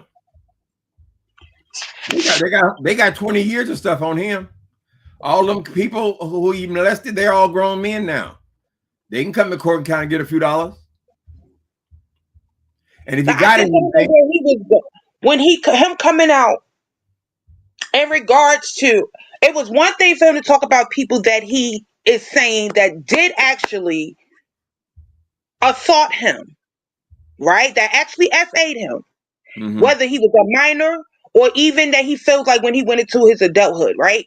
That's totally different. I don't understand I know why he brought Jakes into it. I just don't understand, what did he think? Like, did he think everyone out? First of all, we know how people are. Now, we know there's a 50-50 toss-up when it comes to the church world, right? Church people. There are people that's totally against the church, like, you know what I mean? Because they've seen so much, the church hurt. They know we've had our experiences, this and the third. We put nothing past it. Then you have those die-hard, damn near fanatic church people. That no matter what, they going to ride out with their pastor, ride out with the man and woman of God. They going to just ride out with it. I don't understand what this man thought, other than the possibility, because I can't see that he thought there was going to be a good outcome for him in the long term, in the long run. Like, for me, I feel like this is about ego or something, and finances solely, because what did he think was going to come out of this? Everybody is not an idiot. There are critical thinkers out here. Everybody is not bound by their trauma. I think that we just put it together. If we put together all the information. Remember, Duane Youngblood just said in his request motion, right, or his request letter, that he is working part-time. So now that tells us what we need to know about his finances. He ain't really got none. He motherfucking struggling, which means I'm willing to believe that what Duane alleges happened way back in the day happened in terms of there was all these administrative meetings between him and church authorities and Jake's, and they was all trying to get to the bottom of this bullshit. And I think why he came forward now about all the stuff that happened then is because his finances have been compromised. He needs a grift, he needs a payday, and he needs the social equity of being the fucking victim, because he got to live alongside this whole sex offender shit, and that's making his life real rough. You know that sex offenders don't get to work the highest paying jobs. They're very restricted in what they can do. They can't be around children. They can't be within a certain amount of feet of a church, of a park, of a school. There's all this shit, and then all the community knows everything about them, except there's all this bullshit going on. So I feel like, really, yes, the bottom line of this shit is a money grab, and that's why he also didn't tell Larry when Larry asked him, "Is this about money?" He said no. Why he didn't tell the fucking truth, only to find out through Jake's complaint that Tyrone Blackburn been secretly in the background trying to shake Jake's ass down for that $6 million. And because, like Uncle Tim is saying, we know that the church is very homophobic. What Tyrone Blackburn and Duane was hoping and betting on was that Jake's ass would not want to revisit any situation that could put a light on him being possibly a bisexual man, a homosexual man. He would want to cling so tightly to his public image that he would be willing to mediate and write a check behind closed doors to keep all this shit from coming up. But obviously, Jake's put a reverse fucking Uno and then sued the shit out of this nigga and calling him to the goddamn stand and wanting to proceed forward with this goddamn litigation. So this is going to be interesting though, right? Because Uncle Tim, what do you think? Like, how do you think Jakes is going to navigate this, since Duane is claiming that he got sworn affidavits, he got sworn notarized letters that can corroborate all this shit that went down back in the day of him trying to call Jakes out about coming on to him? If that man had something on him, he would have shot his shot right there on the show to get people really for the salaciousness of the story. He comes up with somebody leaned in against him or called him from a bathtub. If he had anything real, he would have used it then. In my opinion, he ain't got shit. They're always talking about it's coming. This is coming. That's coming. Everything is coming, but nothing ever arrives, right? That's what I think. There's nobody out there. I think if TD Jakes has homosexual tendencies, of course he's talked to somebody. He's flirted with somebody. I mean, it's got to be very lonely, right? Lonely at the top. But that's not a crime, right? They hate gays so much, but I think that a lot of them are going to have to choose. Do I hate the gay so much that I can turn my back on my pastor, right? So maybe something good could come out of this thing. I believe if people would just come out of the closet and say, okay, I'm gay, I'm bisexual, whatever goes on in my house is between me and my wife. If my wife is good with it, we still have a marriage. There are people who are married. There are a lot of people, they have to have an arrangement, because I mean, how long do you? I almost said the F word. You can say the F word. I'm just saying to make it interesting. If he's bisexual, at some point they might have to come to some kind of arrangement. I know my husband. I live with him, and there are a lot of people in that situation, honey. I've known him myself, right? But because he has such all this spotlight on him, and then he's, TD Jakes had a lot of anti-gay rhetoric himself because of the gay marriage fight. They all he talked about was gay marriage, correct? So he might have said things, and some people are like resentful. Oh, we got him. What? TD Jakes? Oh my God, it's horrible. It is not a horrible. It's not a monster, and he's not an immoral person because he's gay. If he is gay. In my opinion, I think it's just an attack on the gay, and the people who are coming against Jakes don't realize what they're fighting against their own interests. So my question to you, Uncle Tim, is: do you think that Jakes is going to have the kahunas, if he in fact is and has homosexual proclivities, and maybe he did come on to this man? Do you think that he's willing to be that upfront in this litigation and say, "Yeah, I did. I'm still trying to figure out what the problem is"? That man is worth hundreds of millions of dollars. He's an old man. I think he's my age exactly. I'm 66 years old. So he's 67 years old. He can do anything he wants to do. If he wants to come out now, he can say, okay, y'all don't want me, I'll just go. Right?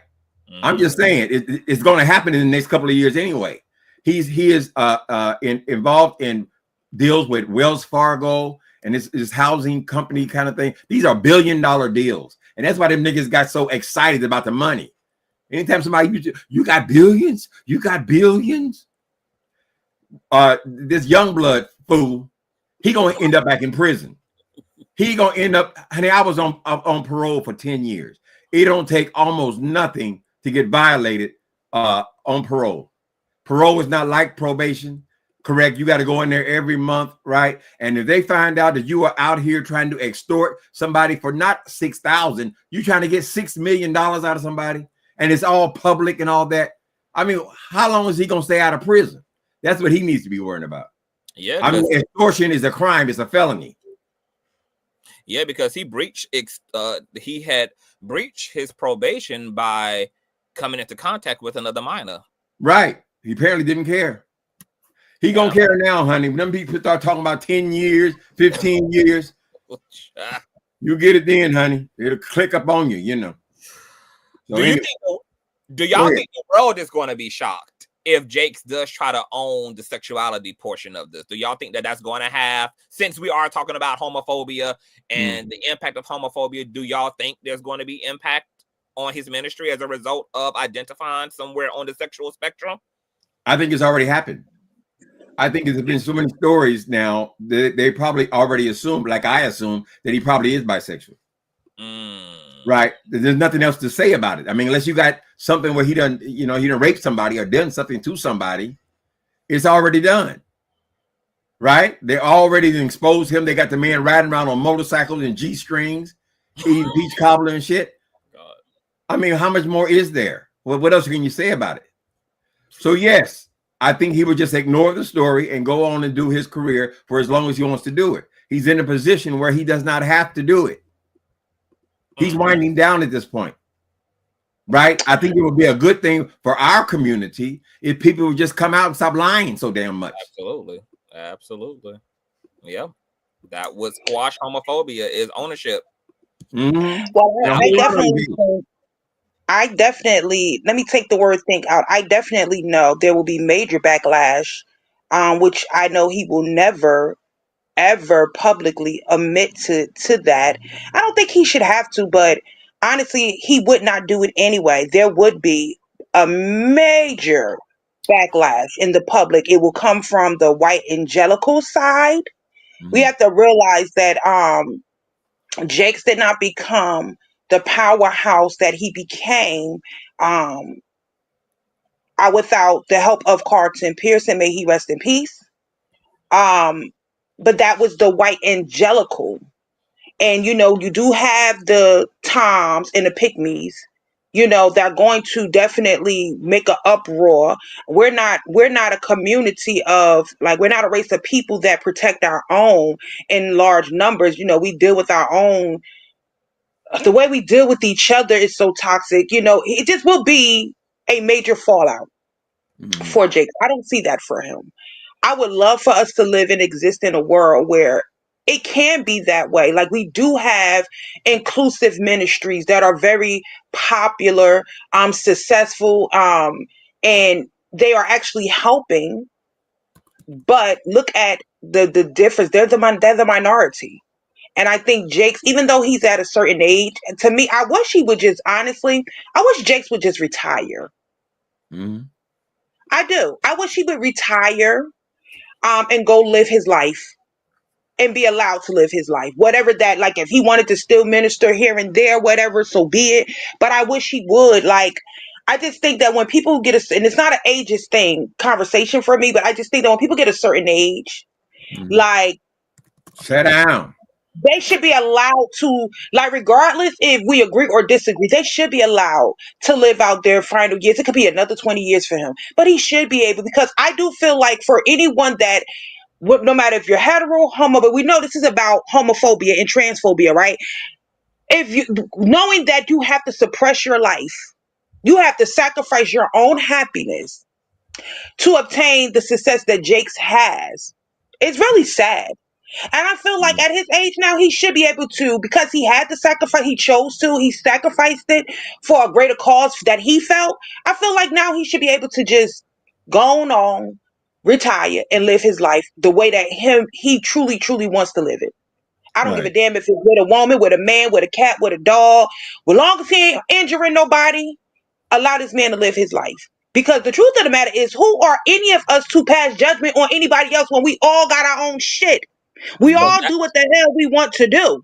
So that's what makes this situation interesting, and what has an opportunity for this whole litigation to be interesting is because allegedly there are claims that Jakes has R. Kelly'd some underage folk, and that has an and there might be chances that might show up in Duane Youngblood's response to this complaint and be a part of his witnesses when it comes to the situation. I think if I'm he not had, going to he say could that's not true. Let me say this real quick. I'm not going to say that's not true, but I am actually tired because that goes hand to hand. Every time it comes to quote unquote the LGBTQAI plus community, there's always accusations of there being something criminal involving minors. I'm tired of that shit. But I think we also have to separate that too, because you could be LGBT and be a pedo just like you can be straight and be a pedo. Sometimes, yeah, but usually we're not. Usually every time they drag one of these people out of these schools and all that, it'd be a heterosexual man married for 30 years. Oh yes, I'm just saying they always want to put that label on it, and then the gay people will come against Jake. They're fighting against their own interests, because they're saying that because if he is gay, if he's ever winked at anybody, he ever made a pass at anybody, then there's something wrong with him, and it is bad, and obviously he must be a child molester. One thing has nothing to do with the other thing, right? And I believe that man is still a man of integrity, and he will be protecting his own interests. I don't think he's out here riding around on no motorcycle in no goddamn G-string, right? All that shit comes out of social media, honey. All these memes, and he suffered enough, in my opinion. Look, now I don't think Jake is innocent. Now I don't think he's a man of like I'm just gonna keep it real. I believe he definitely got skeletons in his closet. What I'm saying is that I don't necessarily believe the person that's the accuser, nor do I necessarily believe the person that is the defender. Like I need things to make sense, add up, and tangible proof, me personally. But I see the synchronicity in the pattern that every time it comes to a subject like this matter, and it's the question of a person's morality, it is they always throw in children in the equation as to say this allegation, the R. Kelly allegation. Like, and I really don't like that. Now, I'm not saying that there's not a possibility that is true. I just don't like that. Because they weaponize, like they in conscious, that they love to do that when it comes to their community. But that doesn't mean, like, I don't want to be so, because I see that tactic used pushed all the time. Like, that doesn't mean that there can't be any truth to the allegation.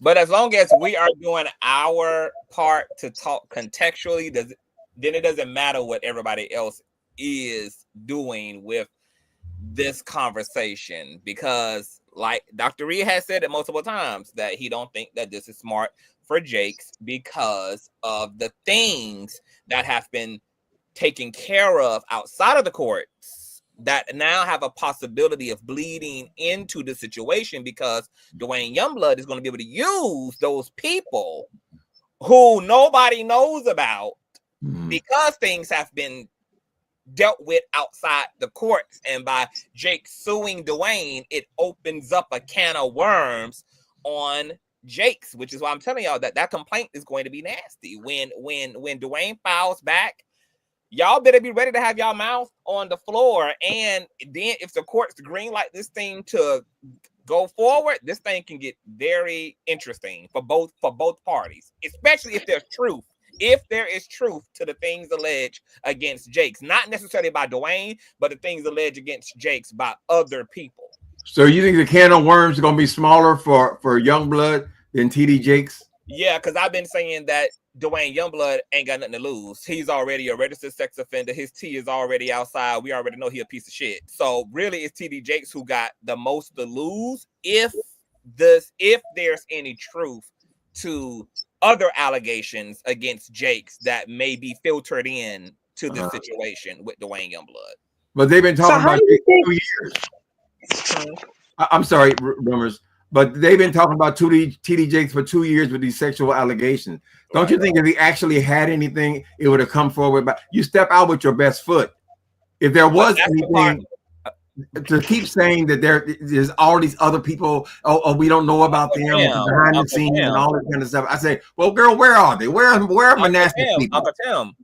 But that's the part that y'all got to remember. If the word if there have been payouts, y'all would not have seen any of those things brought to light. If there have been checks cut, y'all, the whole point of cutting the checks is so that it ain't in the light. However, the people that Jakes possibly may have paid off as it relates to things have no choice now but to come forward if Duane vacuums them in to this litigation, because he's going to be able to subpoena them under oath. And that means that Jake's money no longer now will be able to shield him. Whatever settlements may have hypothetically occurred are not going to be able to shield Jake's, because those subpoenas are going to overrule those families and those persons' personal agreements with Jake's outside. But if the if is a huge word, Conscious, because what would they be accused if he did pay him off? He paid him off just because I need to keep my sexuality. Unfortunately, the church will not allow that man to be TD Jakes. Okay, so let me be clear. Right. So he is forced. He has got to hide it. So just because he paid them off doesn't mean he did something immoral to them. So I want to clear this, and I want you to listen, Uncle Tim. There are, and I gotta say alleged. That's why I'm using the word if, because I ain't seen proof of this, but I am made aware of certain things by trusted sources.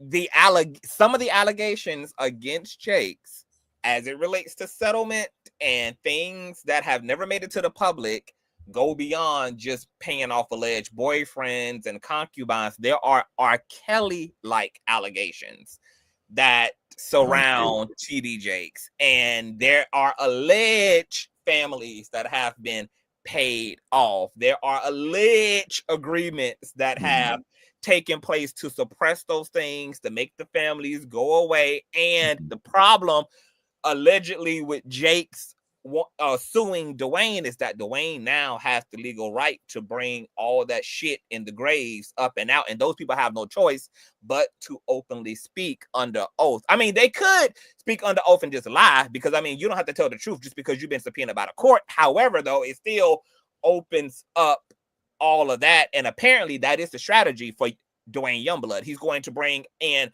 all those people so that he can establish a pattern of behavior on behalf of Jakes to make his own story believable to a grand jury.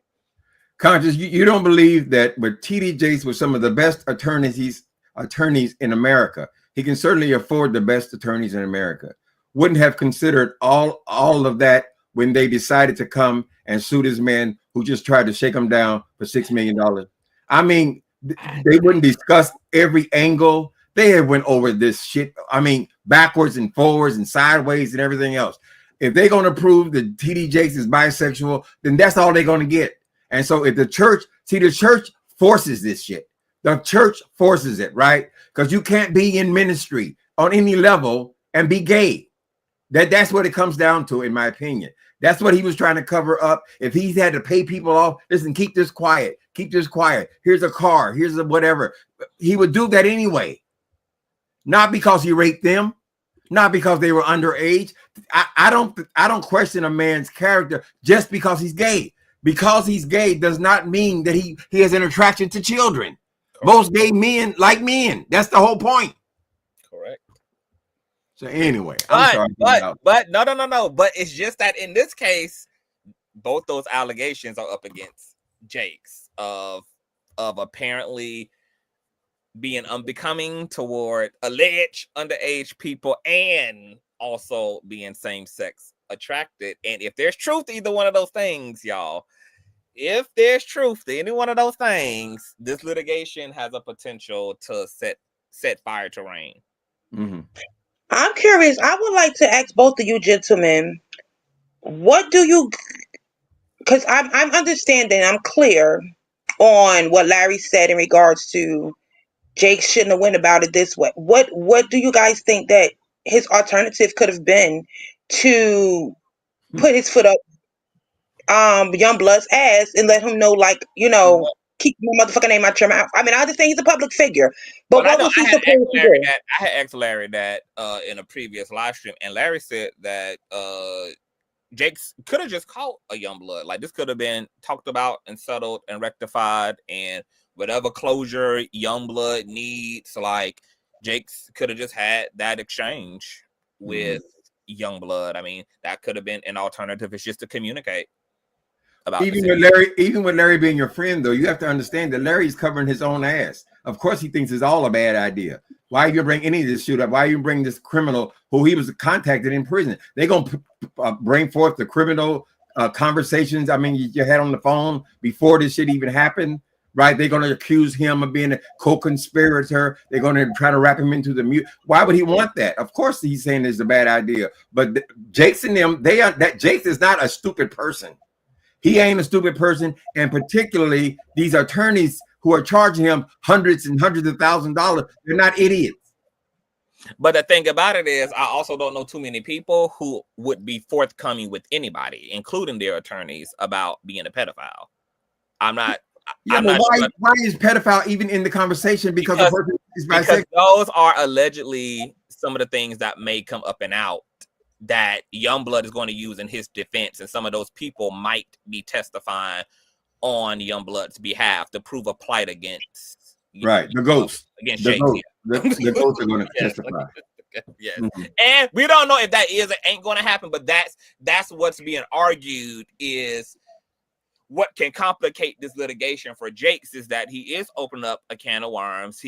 A man now has a right to defend himself against alleged defamation and extortion, and Youngblood, just like TD Jakes, is going to come out swinging. He's going to throw everything there is, anything he's aware of that he can bring to help defend himself, because obviously if Jakes wins, this is going to be a massive financial undertaking for Duane. He's going to have to pay for the reputational damages. He's going to have to pay for Jake's attorney fees. He's going to have to pay for pain and suffering. We know that Jake's going to be in and out of the hospital since all this has happened. That was also put in his complaint. I mean, we're probably going to see something as large as the verdict for Tasha K and Cardi B, something in the millions of dollars, especially since this is going to be happening on a federal level. So Duane knows the stakes are high, and he knows now that, yes, if he does not drag up every bone, every skeleton, if he doesn't bring everybody he can, if he doesn't bring a fucking army of Avengers with him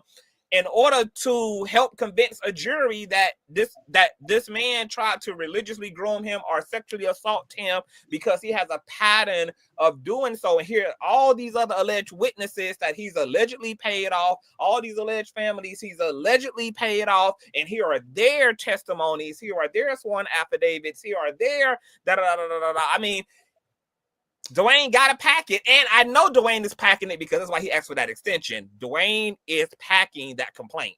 I mean, his response. He packing it up. Conscious, I could say that I had sex with a Martian last night.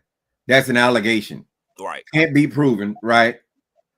I'm just saying, all of these things, it seems to be the same tactic. All this shit is going to come out. Coming around the mountain when it come, always this shit's going to come. If it was going to come, it would have came. But that's not necessarily true. Not necessarily. Yeah. If we include the payments, if there is a truth that people have been paid, this would have kept things from coming to light. But to Uncle Tim's point, this is what I will say.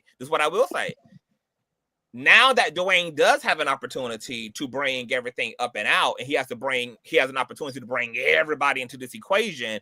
If Duane doesn't do that, then that lets us know that those allegations are probably merely baseless as well.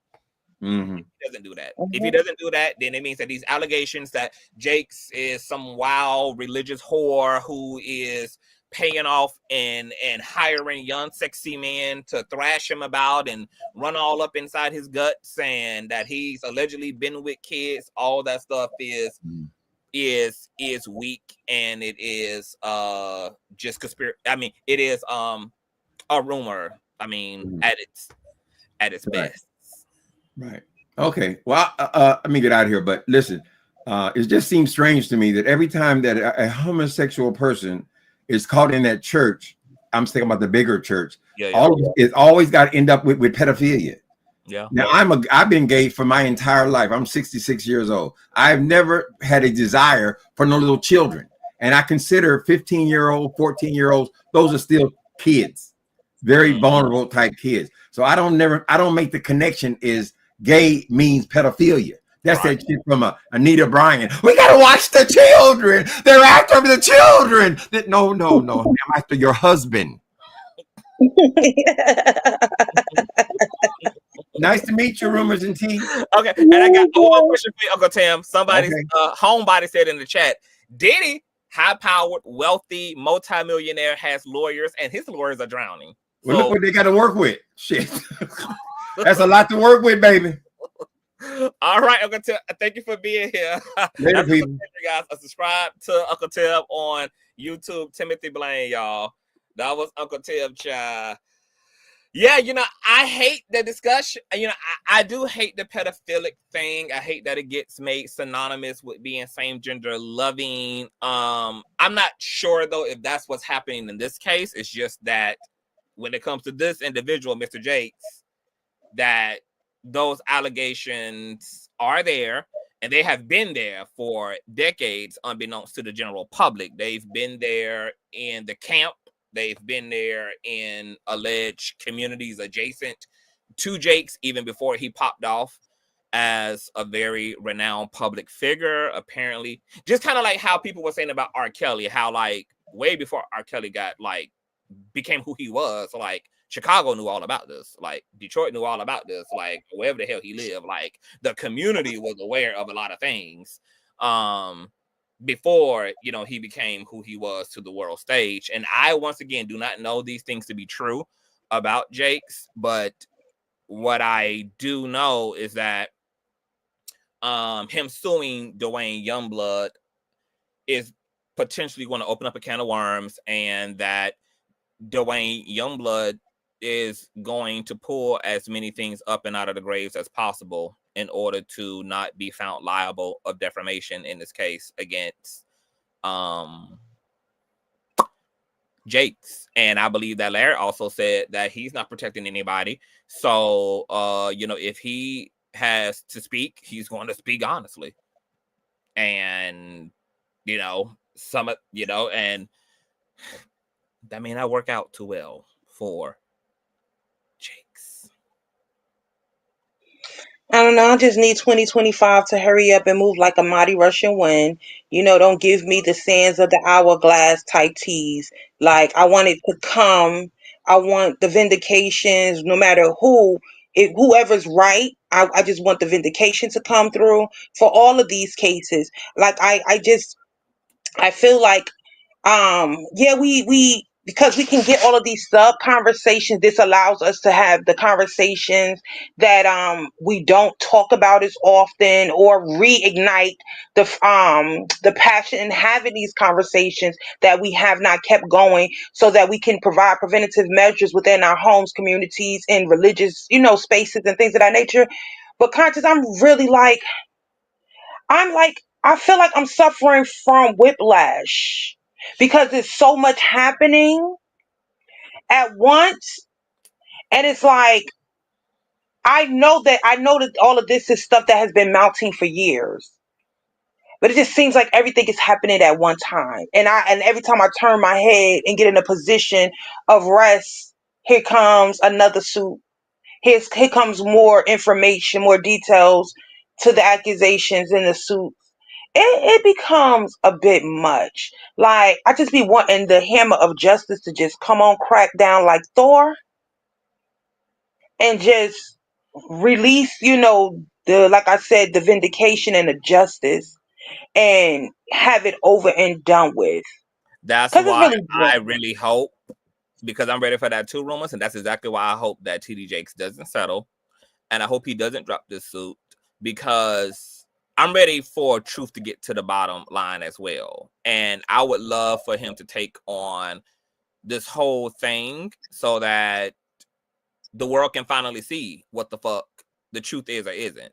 But that's going to be also largely dependent upon Jake's pressing the gas. If he doesn't bitch up, if he doesn't pucker up, if he takes on Duane Youngblood head on, and he allows Youngblood to drudge up everything that Youngblood can in Youngblood's defense, and he continues to double down on taking this thing to a jury, and let everybody who got anything to say, let anybody who claims he done did them wrong, he done fucked them, he done bottom for them, he done touched them, he done violated them, if he allows all that to happen, then finally we will be getting to some type of truth, because there's going to be discovery, there's going to be witnesses, there's going to be corroborations, there's, any evidence that folk have, it's going to be all of that. And I'm ready for that too, because I feel like if Jakes doesn't press the gas, if he either pulls out or he mediates, then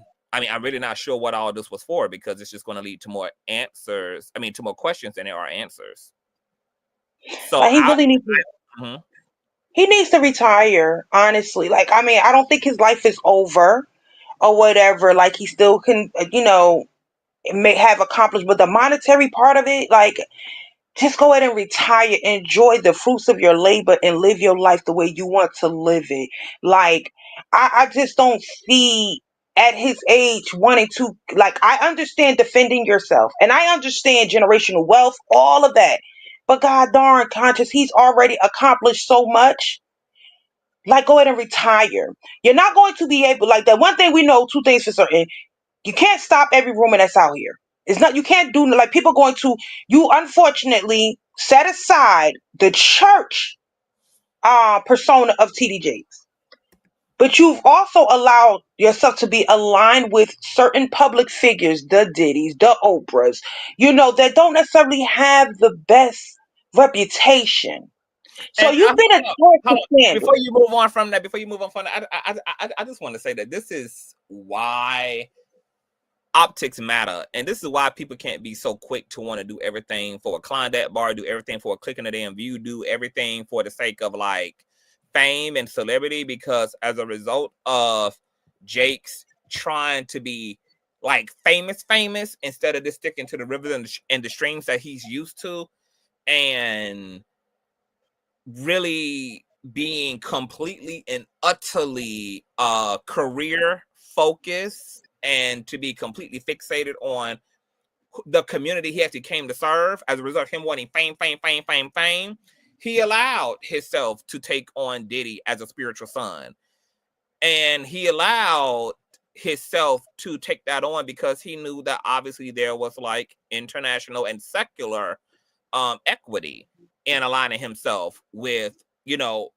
Diddy, a complete secular hip hop mogul, world renowned. And now look at him having to waste his money sewing up YouTube to get rid of conspiratorial ass content about him and Diddy and all this shit, all because of greed, in my personal opinion, which is not illegal. It's not illegal to be greedy, but it just also is worth mentioning, because not being disciplined and just allowing yourself to do what thou will, and allowing yourself to just move in accordance to money and the obtainment of power and influence in the world, can sometimes have an epic whiplash and epic backlash back in return. And now he's dealing with sowing into piss poor ass soil like Diddy.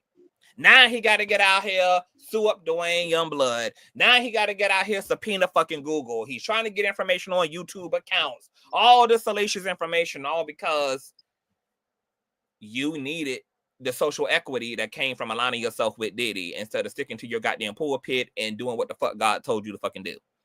And you know what that show that says, what it shows, right? It shows that he's not in a position to sit the fuck down. Because of course no one wants their name to be tarnished. If the accusations against you are not true, they're completely false. Of course you want your name to, the legacy attached to your name, to remain polished and clean, right? However, what it also shows me is that this man has no intention of sitting the fuck down, that his ego is so indulgent, intertwined in the whole celebrity status and all that comes with the glitz and glamour of fame, ego, that he's willing to, like, really, you're getting out here and you're fighting, because the allegations ain't gonna go away. All the allegations against you are not gonna go away. They're just not. And at some point, though, when do you get to, a person of his age, when do you get to a place where you just like, fuck it? I don't, because I really thought for a long time he was on that fuck it mentality, like, I'm TD Jakes, I don't give a fuck. You know what I'm saying? I'm living my life, I'm doing me. None of this shit matters. But clearly it matters. And at this point, unless there are criminal acts involved, it shouldn't fucking matter. It shouldn't matter. I agree. And I had to put up this thumbnail because we have another guest, Storm Radio Live. Are you there, sir? Yes, I'm here. How you doing? Hi, Storm Radio Live. I am well. How are thou? Doing very well. Doing very now, well.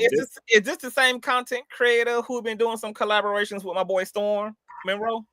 I'm not a content creator, but I have been doing collaborations. Yes. Okay. Yes. All right. Welcome to the platform.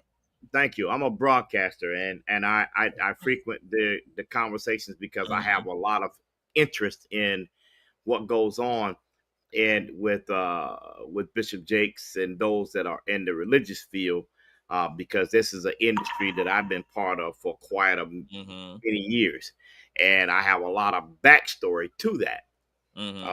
That is factual, not hearsay. Yeah.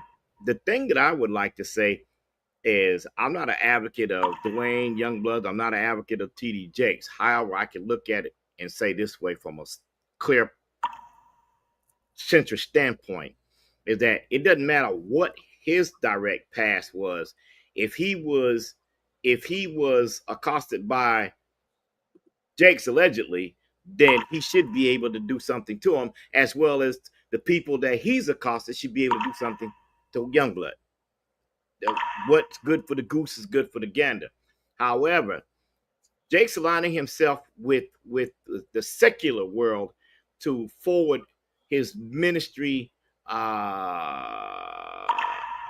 acknowledgement throughout the world, to me, is uncouth. You know, first is with Oprah, Dr. Phil.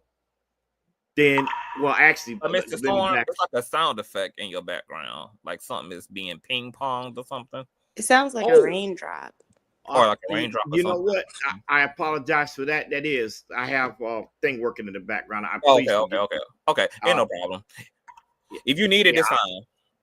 Okay. So I want to say that you know, there are a lot of church leaders on the same level as Bishop Jakes that have had the opportunity to create broadcast networks before and had not done so because they were the monkey men for TBN. And that's not allegedly, that's a fact. You know, they were on TBN raising all kind of money and everything, millions and millions a day for TBN. And how could you do that and not put up your own network when you had the opportunity? And Bishop Jakes know this name. I'm saying Dale. Dale was your satellite uplink provider. You had direct content when we were doing Megafest and Woman Thou Art Loose. So he knows exactly what I'm talking about. So he's had the power to do so. Lemmy Plummer, the son of Glenn Plummer, the operators of CTN, Christian Television Network, out of Michigan. Okay, they pretty much moved to Israel allegedly And now Lemmy is now doing the Zeus Network through the church's income. And this stuff needs to stop, because for some reason our people give unconscionable amount of money to these kind of crooks, and when someone come out to do something righteous, they don't support it. The truth they run from, and the lie they scavenge to. Yeah. Don't understand that. Mm-hmm. So now they want to go. They want to go and support these platforms that come up with these grandiose stories and these grandiose lies. Not talking about you, because you haven't done sure. that. Let me make that clear. Yes. And make it a part of it. You know something? Mm-hmm. I'm gonna drop this. And I'm gonna drop it like this. Mm-hmm. I do not agree with Larry Reid. I do not agree with Bernard Jordan or any of them, because to me they're money changers. Point blank. That's not allegedly. That's my fact. So that is what it is. I'm on the Storm Radio Live. You have any issue? It's not this content creator. It is me. I'm saying it. You are money changers. Okay. Let's just try to keep it on Jake's, because no, I am. It's okay. It's okay to have that opinion for sure. You know, everybody doesn't have to like Dr. Reid or Jake's or Bernard. Is all fair in the world of public speculating, etc. But I am in relationships to these people, so I just don't want to entertain those type of conversations, since they are opinion based to begin with. So, but I respect it. I understand it. It is definitely your right to feel that way. Understood. But yet I'm not saying that as being bad people. I'm saying it as that's just what my belief and understanding of it is. You understand what I'm saying? So do you believe that Jesus was doing the same thing when he intentionally galvanized some of the wealthiest men in his community to be his disciples, such as fishermen who were known as the high donors of their day, the treasurers? He intentionally recruited attorneys. Jesus was very intentional in who he strategized himself around, considering what he knew his mission was. Because after all, who was going to fund all of that evangelism to begin with if they didn't have boats and mobility? Who in the hell was going to get him out of legal trouble when his behavior was coming under religious scrutiny, etc.? That is exactly correct what you said, and yes, I do believe that, and here's proof why. Paul was one of the most prolific murderers against Christians before. Saul was one of the most prolific murderers against Christians before he was converted and renamed to Paul, which came one of the most advantageous apostles in the Bible. Mm-hmm. So that's direct proof that Jesus didn't discriminate who was with them, because everybody had their own call and their own function and the duties of what he needed to be carried out. And just as you said. So yes, I believe that.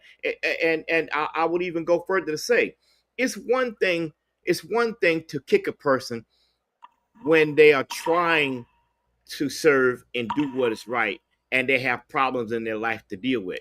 That person we can't put down, because the word says that we forgive 70 times 7 daily. And until they get to a total point of submission and remission, it's not for us to judge as to where they are with God. We don't know. That's between them and him, regardless of what their problems are on the outside of that. So we're not the judge. All we can do is be accountable for our own souls. Do you find that TD Jakes actually accosted Duane based upon what Duane described between him and Jakes? Would you consider that him being accosted? Being neutral to that question, mm-hmm. I would say I was not in the room with them at the time, so I cannot say what is factual. Mm-hmm. Do I think that there may be some plausible reasoning to what Duane said? Yes.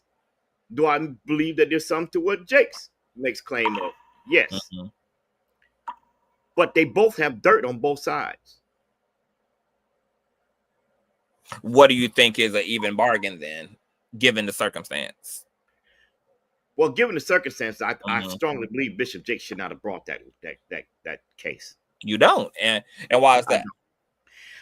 Because you open yourself, even though you are clearing your name, you're clearing it in a public forum, and therefore you are allowing yourself to have anything brought back up that may have not been part of that conversation that could be used as witnesses support to that conversation and deposition to make a point. So well, the thing is, there's no other forum that TD Jakes could have brought this up in. I disagree. No, well, let me go ahead and just kind of state my opinion. This is Homebody. Hey, Conscious. Hey, Homebody. Hey, Boo. Hey, Rumors. Hey, Storm Hey. Radio. This is a very dynamic conversation. I'll say I that. know. It's very dynamic. Like, so I feel like there is no forum that would have been appropriate for TD Jakes to bring a lawsuit or react, because he is a public figure and he's been on TV, not just in the US, but worldwide. And so he does have to respond. He has the right to respond. If an accusation is being made against you, you have the right to respond.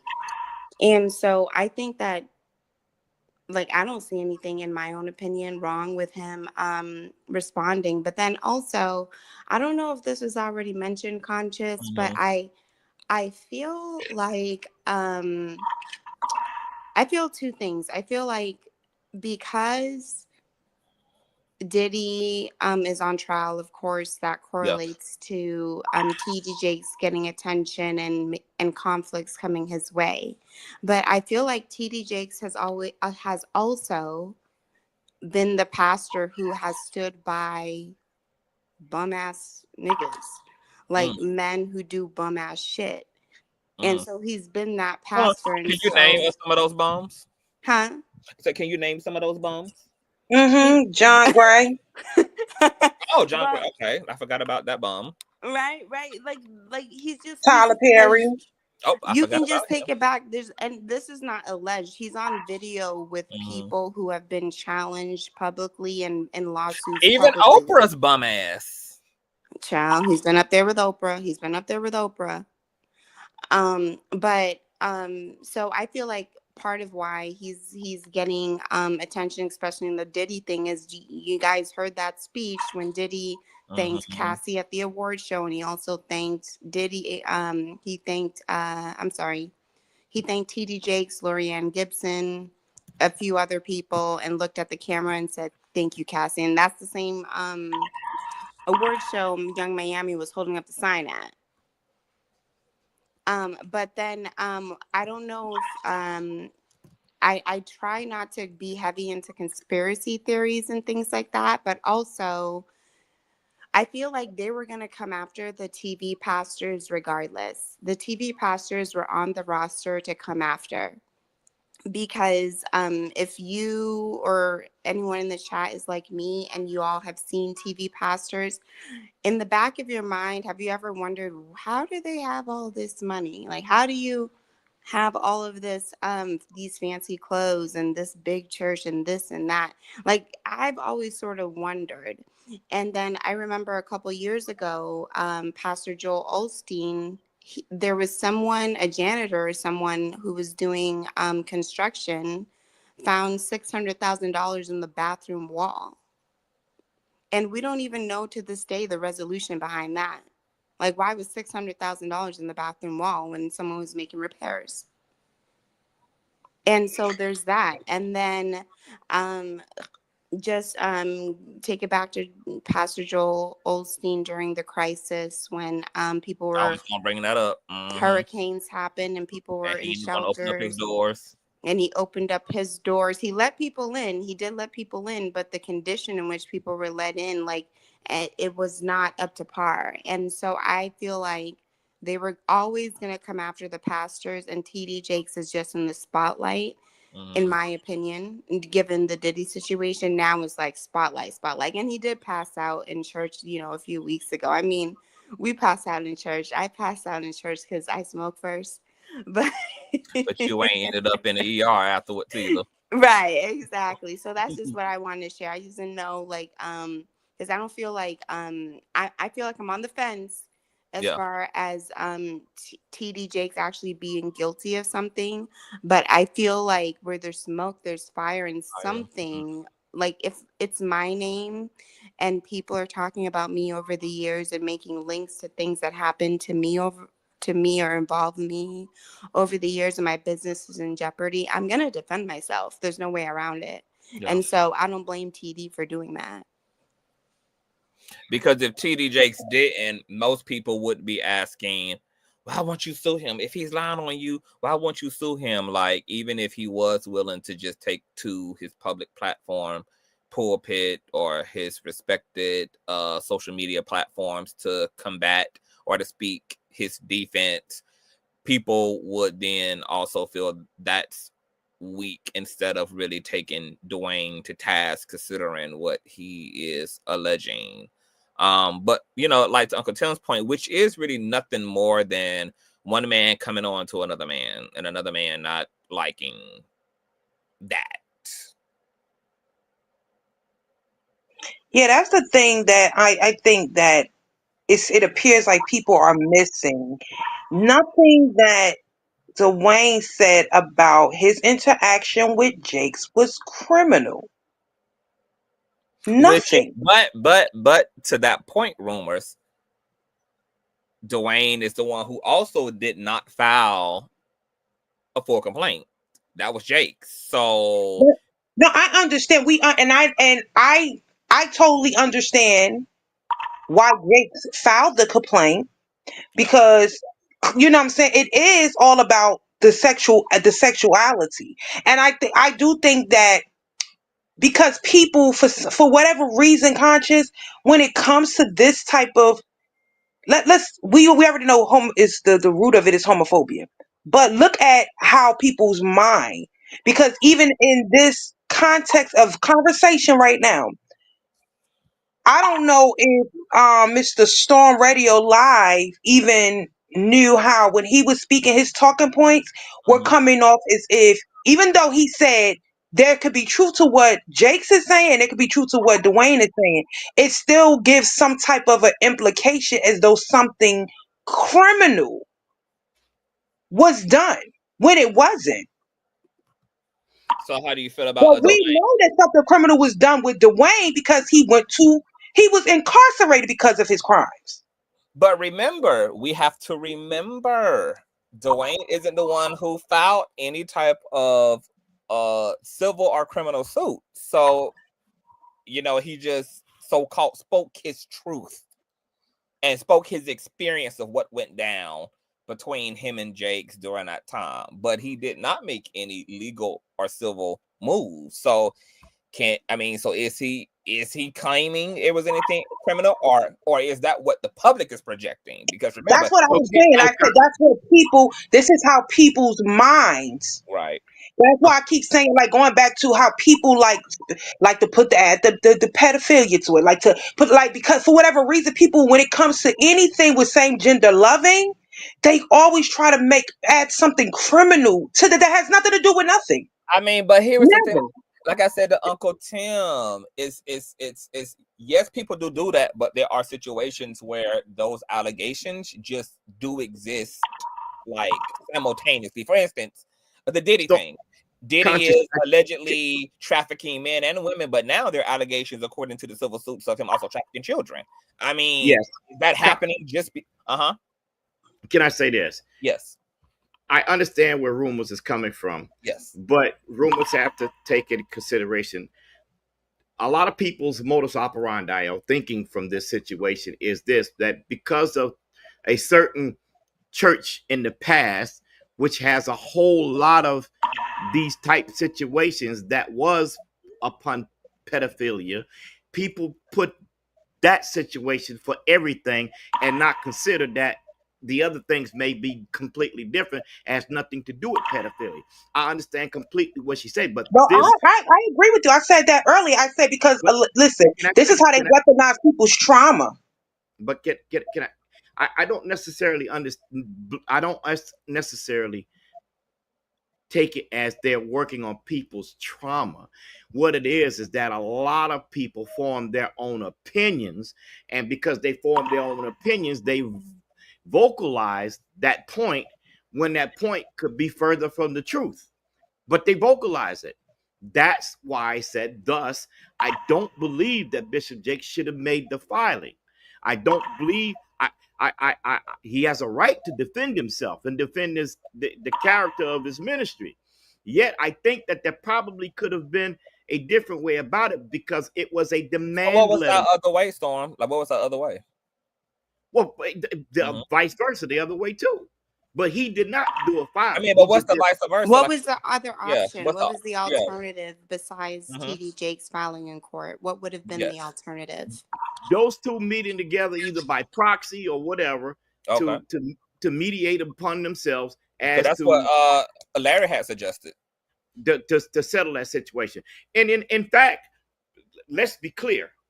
Before the case goes any further, there will at a point be ordered a period of mediation anyway, Yeah. because no civil suit goes forward without mediation. Right. Exactly.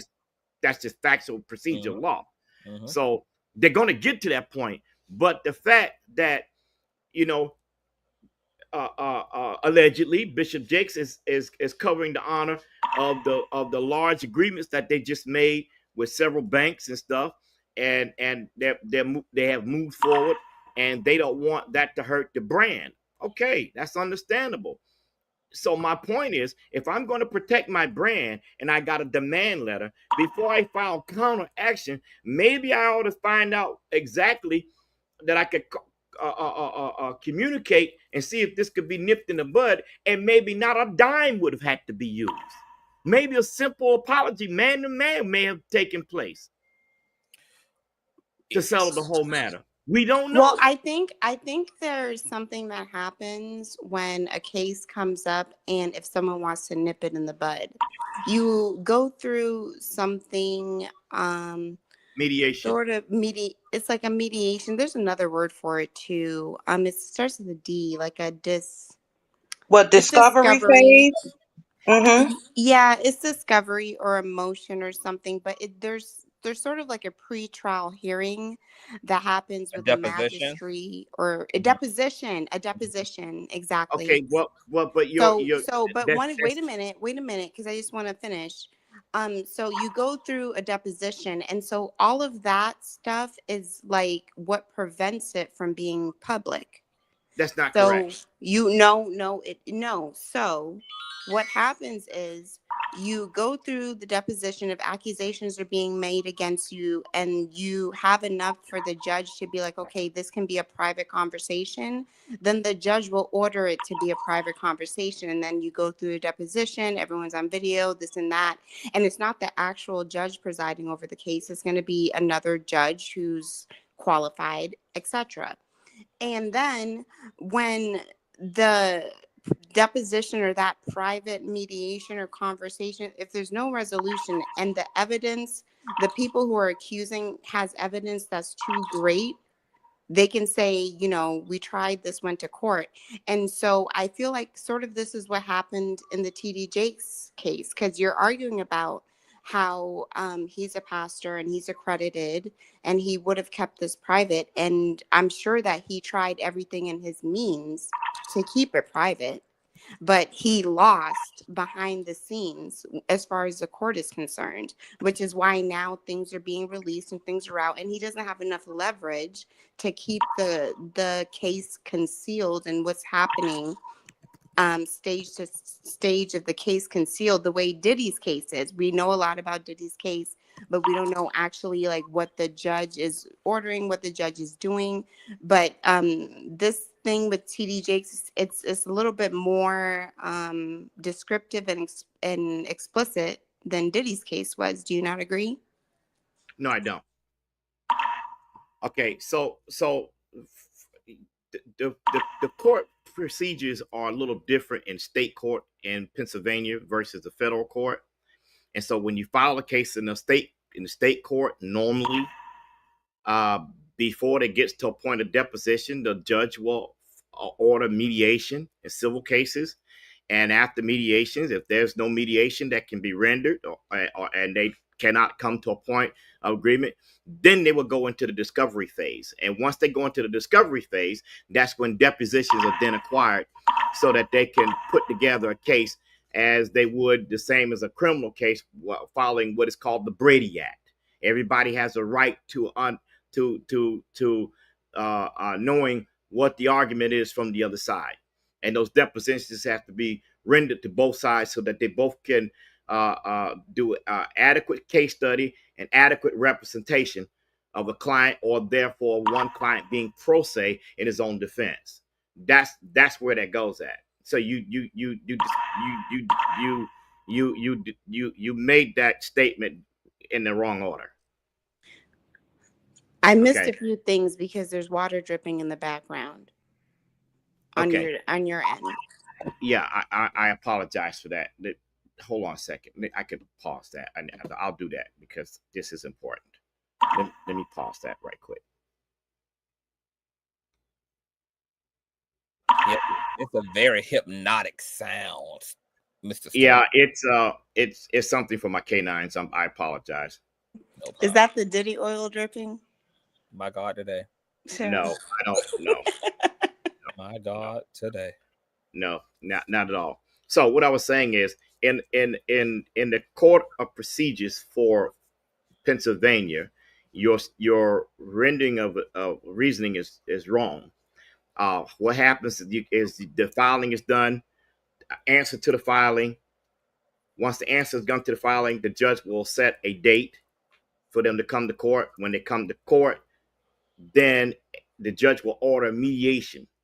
Once the judge order mediation, they go through that phase of mediation. If they cannot come through an agreement in mediation, the next phase would be deposition to get ready for trial. Okay, so my question to you is, you're losing me because I thought the point you were making is that TD Jakes should not have responded or retaliated in any form to the lawsuit. He should have kept his. Okay. I didn't say in any forms. Okay, because first of all, there was not a lawsuit filed against Mr. Jakes. There was a demand letter. That's not a lawsuit. And he responded to it. He responded to the demand letter by filing. So you're saying he shouldn't have because the status he has. Can I finish? Of course. His answer to the demand letter was filing the suit. That was his answer. Okay, so it is of my personal opinion that him being a man of the cloth, maybe that situation could have worked out before doing that. I don't knock him for doing it, but I'm just saying maybe it could have been worked out, and then it wouldn't have gotten to the point to where now it's falling onto the ears of the public court, so to speak. Okay, so a public court of opinion. So your opinion is because he's a man of the cloth, maybe he could have handled it differently and it wouldn't have gotten out to the court of public opinion. Maybe. Okay. That's a maybe. I can't say that as a fact. I'm just saying that because of the way the court procedures go, that was the option. And anybody that does any civil matters know that you're not going through with a case without mediation. You're just not. Right, and that's what I said before. Something is supposed to happen privately before it goes to the judge, but I definitely appreciate your opinion. I get where you're coming from. Yeah. So in this situation, I'm just saying that me on the outside looking in my own personal opinion, I have no respect for Bishop Jakes by the way he handled the situation. It all looks funny to me. It feels funny. It does not feel righteous in any form to me. And I think a lot more dirt is going to come out because of it. So you do think that he is running the risk of being further ran down on as a result of opening himself up to? Oh, I most certainly do. You know, sometimes the best defense to an offensive attack is silence, because this is more than one level. You have the Diddy level. You don't know what else is going to come from behind that. You have the world saying the term power bottom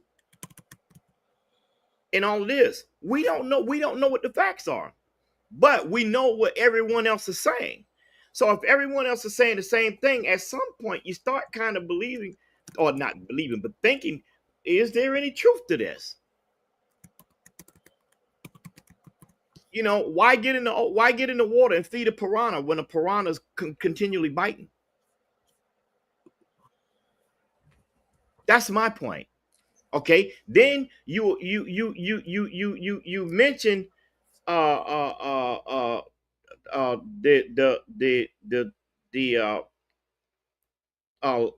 Larry. You mentioned you bring that into the fray, and I'm just gonna tell it like it is. I think Larry has a lot of damaging information, and Larry will tell the truth.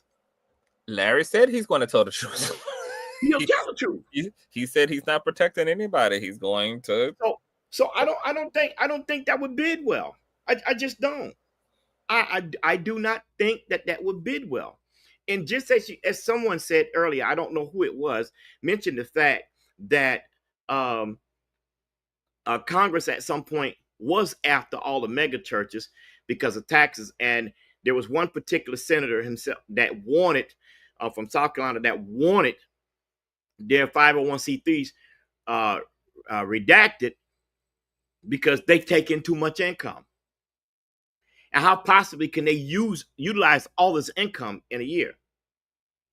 When in fact, ministries or whomever and nonprofits are allowed to pay themselves six figures and anybody else attached to them.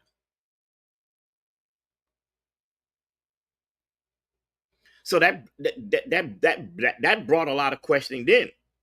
Then you have all these Bentleys, Rolls Royces, G5 jets, G7s, G9s, G whatevers.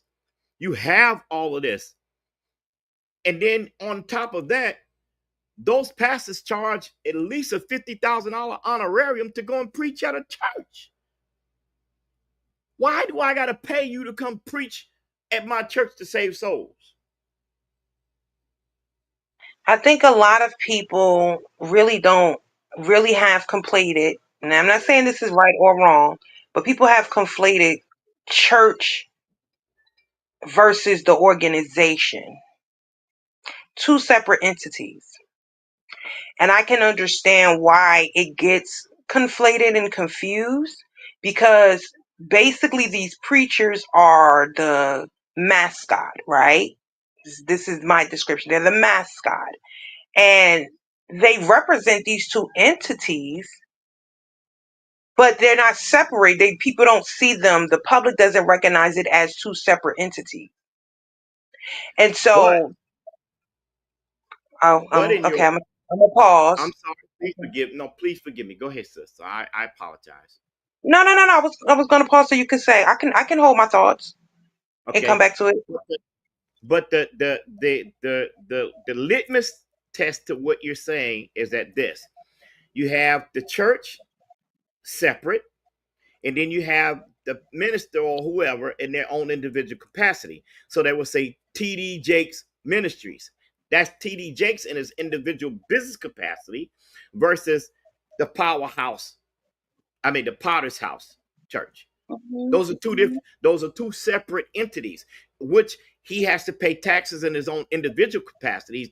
He's not exempted from taxes in his individual capacity. Well, no, because even for Jake's, let's just say, Jake's, make him just say Jake's. He's the his own organization. That can be a 501c3. That can be nonprofit. It doesn't have to be for profit. That's correct. The church And so normally I is. think. Go ahead. The church normally is nonprofit. Yeah, well, we know that. We know the church is 401c. But my thing is that 501. even with 501c, I'm sorry, whichever the charity tax filing status is for nonprofits. But even with him having a nonprofit, owning Potter's House, owning different businesses across his ministry, it doesn't release you from accusations and claims made against you. So you already said that, well, he should have handled this different because he's a man of the cloth. I think that he's responding appropriately. And of course, we'll have to see what progresses in the next week or so. It's the holidays. And so there might not be any final court renderings that happen. But I think that he's handling it and protecting his business appropriately. I can adamantly tell you that there'll be filings over the holidays. That is the best time to strike.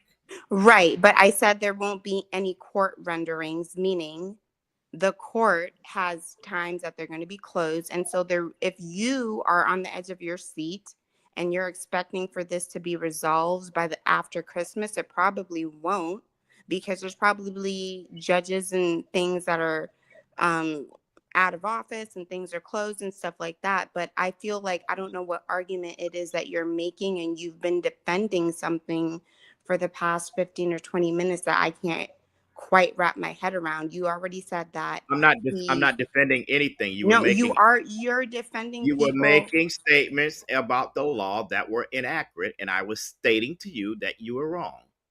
I don't have anything to defend. I do not like Bishop Jakes. Period. Okay, you're doing a lot of talking for someone who doesn't like Bishop Jakes. That's your opinion.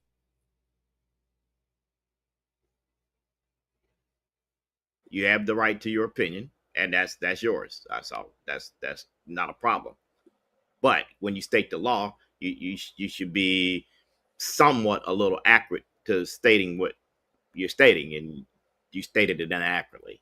So I was explaining to you that was incorrect. Well, here's another caveat, right? If TD Jakes' big bike is against the wall in the hypothetical, if some very bad allegations against him outside of Duane are actually true, his back is against the wall, because on the front end, if he's being ran down on and these interviews have done numbers and they are impacting his economics, they are impacting his business, he's having to advocate for himself in ways he didn't have to before as a result of the scandals that are surrounding his name right now. Those things have costed him in some tangible way. Then yes, to Homebite's point, he does have every right, and there is nothing that's going to mitigate that except for him litigating Duane Youngblood and contesting these claims and getting a verdict in his favor so that he doesn't have to deal with the residual fallout of those allegations just being up and out with no type of remanding. On the other hand, if Jakes is guilty of things outside of Duane Youngblood to Storm Radio's plight, then that may be more costing to Jakes than even the initial Duane Youngblood claims independently. However, because this is what's making me now think this, then we can reasonably speculate, right, that if TD Jakes is moving full steam ahead, knowing that Duane Youngblood is about to come for his neck, knowing that Larry Reid is going to have to be a witness for one side of the party, he's going to be subpoenaed, he's going to be brought in to corroborate, to testify, whatever.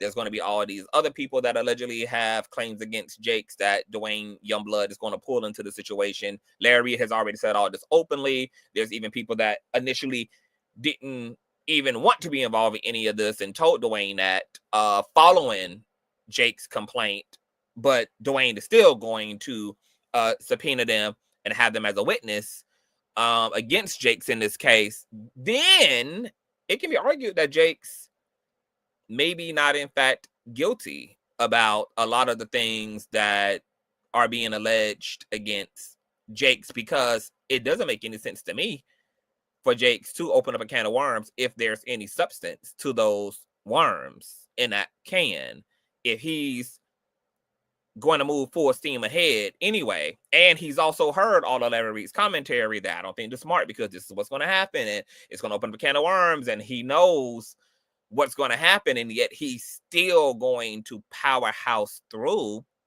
Does that also imply that Jake's may be actually in fact innocent, and he's willing to prove his innocence against all these things that are going to come up? And that's what I was saying in regards to the criminality side of things. There may be some things that people may feel like, you can look and question the morality of some of Jake's actions. But even with the accusation of, the R. Kelly like allegations, is there any way that can be proven that this actually happened? Like, again, I don't think that Jake's is innocent. And when I say innocent, I mean, I'm not talking about because Youngblood did not say anything that criminalized Jake's in regards to their interaction. So I don't think when it comes to this, I feel like the reason why Jake's went the legal route, went on, is because of the extortion attempt. And because Youngblood had already did, what was it, already two? He did 2 interviews already. But wouldn't that still be a small price though, rumors, like for Jake's to have just paid Duane to go away if it was going to result in a can of worms outside of Duane opening up against him?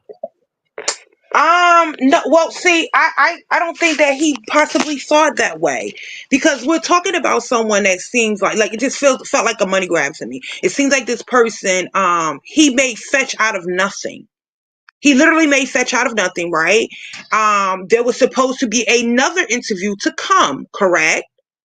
After the 2 interviews. So we don't know what was next to come. So if there are other potential accusers that are supposed to allegedly come forward, or whatever the case may be, I can see Jake's trying to put a muzzle on Duane, because Duane, again, he's been able to make some type of fetch happen out of this.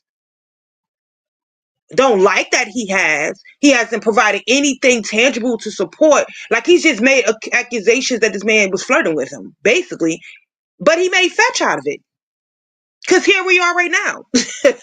You understand what I'm saying? So I just think that for Jake's, all of this was done to kind of like smoke out the other potential accusers. You know what, rumors? I think you might be onto something there. I don't think Conscious been saying this, but I really do think, because I feel like it's like an all or nothing at this point. Yeah, I don't even think it's about Youngblood. Now that you say that, I think it's about him striking against one that he know he can strike against, and it sends a message to everybody else that he's willing to fight. Now, I think he should be. If there's nothing criminal going on, he should be willing to fight. I just feel but at some point though, when do he I really want to resolve from this, and I want it to be, because you cannot do anything. There are going to be rumors regardless. Correct. That's the unfortunate thing about being a human being, and everybody having their opinions and want to project their opinions on how they choose to want to live and think they should live versus other people. This is going to happen, but I don't feel that as though, as long as there's no criminal acts being done, I just think people need to mind their business. I do. Why are we so caught up into what this man got going on sexually? and none of us are attached to him. Why do we care? I hear you on that, but there's a lot of people. There's a lot of people that don't like the duopoly of life living in that situation, and that's what brings that conversation. Now, please don't take this the wrong way because I respect everyone. However, I am a straight man, and I advocate things of a straight man. Do I hate the other side? The answer to that question is absolutely not. Everybody's got a right to live the way they want to live. It's not for me to judge that at all. However, once you put that robe on and you get in that pulpit, there's some things expected of you in that area, and you should not be brought in that light or mentioned in that light whatsoever. And that's not the case. I disagree because, and I'm not gonna beat down and go into that because that'll turn to a whole nother conversation. It don't make a difference if you're same gender, opposite gender. I would love it to turn into that question because I got questions too now that Mr. Torn Radio has said that, and I'm going. Like, it makes absolutely no freaking difference if it's same gender or opposite gender, loving relationships, whatever the case may be, as long as you're not harming someone else. What I eat don't make you shit. What I suck and swallow don't make you vomit. Vice versa. And I think that a lot of times people love to project their own struggles and shortcomings onto others because they have not been able to find the strength within themselves to live out their own truth. So you saying that because I'm a straight man and I believe that a man should be with a woman, that's not my own truth? I wasn't singling you out. I wasn't personalizing that to you. I'm speaking in general. I think there is something wrong with. I do think there is something wrong with you per se, that you're more concerned with how two individuals are living their private life, what they agree to. Negative. That causes no harm and injury to you. That does not involve you. Negative. That you would judge them in a way to make it as though it is wrong because of a title that has absolutely nothing to do with spirituality. It has nothing to do with nothing. It has a whole lot to do with spirituality. That's not correct. Can you inform us, please? Yeah. Well, I'm gonna inform you, but I'm stating again. I have nothing against any party, and whatever they do is their business. Yeah, But I don't think that you have anything against any party, but I think I just want to make that clear. I would be interested in you making it clear what you mean. Well, hold on. And before Storm asked us, because this is what Rumors and Tea is really getting to in a more simplistic way, is you can't be invested in a belief about the way people should be and then at the same time argue you have no problem with the alternative. That is equivalent to white people saying I have no problem with black people, I just believe that black people should not be able to co-create with white people. And none of us would hear that and then agree that those white people don't have an issue with black people, even though their issue may not be all out explicitly racist. It may not be all out calling black people the N-word. They might not even be setting flames and fires and bombs to black people's communities. But in the underbelly of such a philosophical idea or perception, there is a bias that can be argued that you do in fact have a problem, even if it's not some gargantuous one, but that nonetheless there is one that's there based upon your ideological view of race, or in this question, people of other sexual proclivities and orientations. Okay.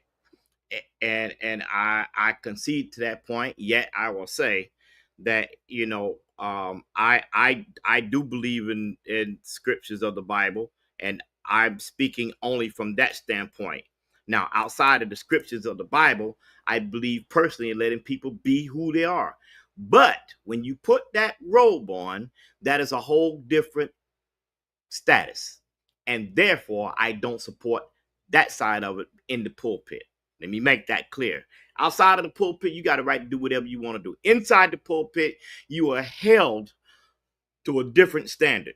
In the book of Leviticus, 18th chapter, 22nd verse, book of Leviticus, 20th chapter, 13th verse, which states that it is an abomination for a man to lie with another man as he would with a woman. The only problem I'm just those, saying, hold on. I'm just saying that the only problem with those laws is that that was for Leviticans. That was for people of a particular set. That was not something that contextually was ever meant for everybody in the world. They were talking about a particular list of dietary, lifestyle, and customary obligations by people of a particular set. And what the world has done, because the world does not understand historical context, they do not use concordances, they treat the Bible as if it's something you just opened up and read like a hooked on phonics book, when that is why there are so many distortions in how people understand the Bible. They understand scriptures, and when you rate texts of their context and of their historical context, then it can lead to gross misunderstandings about who the Bible is talking to, what time the Bible is speaking about, and the particulars and the nuances of those scriptures. But I digress. Go ahead, y'all. I just believe the Bible for what it is, and like I said, outside of that, I when it comes to those in the pulpit, I have an opinion. May be judgmental, may not be judgmental, but that's what I have. Outside of that, makes me no difference. Not my business. Live, let live, and let live. Point blank. That's just the way. That's just the way. Well, that's an oxymoron. That's an oxymoron, because you say that you believe in the Bible and you live and let live. Not what I said. That's not what I said. Okay, I said I what believe. did you say? I said I and believe. say it sentence by sentence, because every I will time say that you're confronted about something you said, you say it's not what you said. I love how spicy this debate is getting. I will say it by sentence. Matter of fact, I'll be point blank. If you are a pastor, in my personal belief, in my understanding of the Bible, you have nothing to do with homosexuality. That's my opinion. I stand by that. I live by that. Outside of you teaching the word, outside of you teaching the word, it is none of my business as to how you live. That's between you and your God. But if you're going to teach to me, I am going to take your teaching as one is by biblical standard. And if it is not by biblical standard, you are not righteous to me. I do not respect you in that form. The difference is that no one is championing or advocating for pastors to accept homosexuality. Pastors like yourself stand by what you stand by, but have a lot to say about people who choose to be different or choose a path that is not a man and a woman How getting about, married. I think the better language is people who are built to be on a different path, because just like Storm did not choose his affinity toward the opposite sex, I didn't choose my affinity toward the same sex. Right. And so my contrast is that people who are homosexual or living a life that is not of the church, they mind their business. They're not out there advocating and picketing in front of churches to make people gay. Well, and I'm not saying they are, and I don't even want to get into that constructive conversation. Right. Can I? So you said your part. I just wanted to finish. Okay, but Can I pop in? Hold on, I'm gonna get everybody in. Just let them have their moment. I want to make clear, I'm not advocating for the church as to what this is and be. I'm saying if you're going to teach me, that's what I believed to take, and I'm not going to sit under you like that. Outside of that, it ain't my business what going to somebody else's bedroom. Do you understand that homosexual people are not trying to sit under you either, and they're not trying to get in your business and know what your business is? Young lady, take me out of the conversation or don't talk to me. I can't take you out of the conversation because you're in the panel. I'm speaking of a point under the ecclesia, and you don't obviously understand that. Outside of the ecclesia, I'm saying that what people do with their personal lives, their likes and dislikes, is not my business. And I'm what not I'm here, saying is and that I'm gay not, people and feel I the am same not, way. and What I they am do is not, not and your I am business. not But here. I you've am not spent here to 45 judge them. minutes up here Conscious, do you arguing understand that? about it as if you Listen, care. Gay homebody, can I people say don't something to him care real quick? what Can I you say think. something to him real quick, homebody? I just want to say. I'm out on rumors because I gotta get Miss Ariel. here, and then yes, follow up after her rumors. So thanks for allowing me to come on. This conversation is very interesting. It's a tough one. It's a needed one. And I love how grown y'all are with it. So I was like, oh, I gotta jump in. Sexy child. Now, Hey girl. I get where, and also I felt Storm was like the odd one out. So I felt like I've come kind of jump on his side. Yes, he is the very progressive, honey. But I get where he's coming from. I'm an old soul, so I'm gonna say it like that. I get where he's coming from. And hold on. I want you to nuance that. And we only got 30 minutes left, so I really want y'all to be on it. But when you say you agree, exactly where do you understand he's coming from? Let me say it this way. Because as I was listening to what everyone was saying, it reminds me of I'm a veteran. It reminds me of in the military how we had don't ask, don't tell. Now it's different, but it feels like Storm is saying, you can be in the same sex thing. Just don't make it prominent and all in the face when you go up to the pulpit. No, that just hold on. But let me clarify, Storm. Are you saying that, or are you saying, because I think what you said was you don't believe that a pastor should even be of a homosexual orientation and be in the pulpit? I'm saying both. Okay, so you're definitely yet at the same time, that is my spiritual belief, and I don't hold that spiritual belief as a law over others' head, but I do hold the pastor responsible. And guess what? I don't have to go to that pastor's church, so I let be what let be. But it doesn't mean that I support and it. you don't have to respond to people's posts who are gay or homosexual as well. You see how that works? Okay. I want to get Miss Renaud. Back in here. Uh-huh. Okay. So he just clarified that he means both. Like, both, yeah. Mm-hmm. So, do you still agree? I get where he's coming from. So, the way I was raised is on point with what and aligned with what Storm is saying. But also, I mean, I have so many friends who are not traditional. I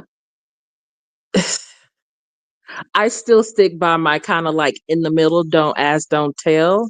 So like what you do in your private life is you. But if you're on boo, why do straight people make an exception for queer people in that way when straight people do not live in the closet either? They do they get married, they hold their ceremonies for the community, they invite you to their weddings, they showboat their families, they're able to live outside. So what is this thing with queer people having to live incubated in a closet? Well, I don't believe that they should have to live in. They're able to have first ladies and first gentlemen. You got me.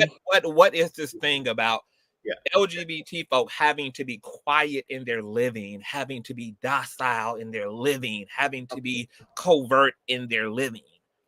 Touche. I love it. Society does not practice that covert living at all.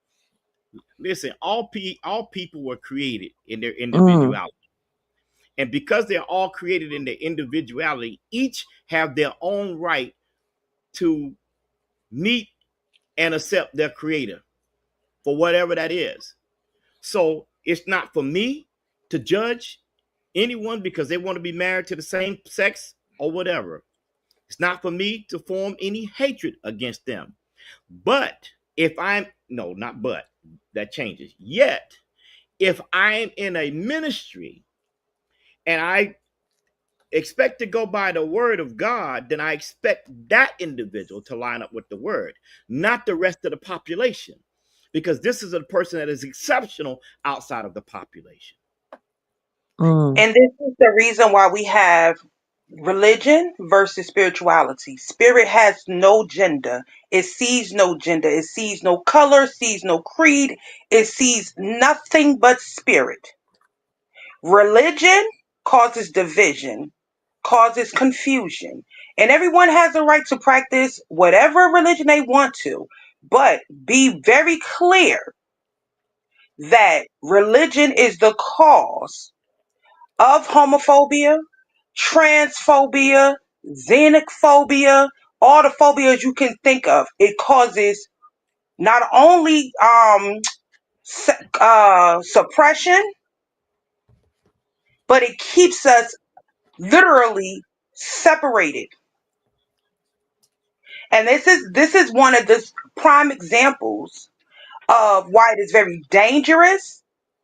We can have these conversations, but it's very dangerous to take these things literally to the extreme of being truth. We have to understand these are opinions. The Bible, it is not the end all and be all, because before that book was even inspired to be written, there was spirit.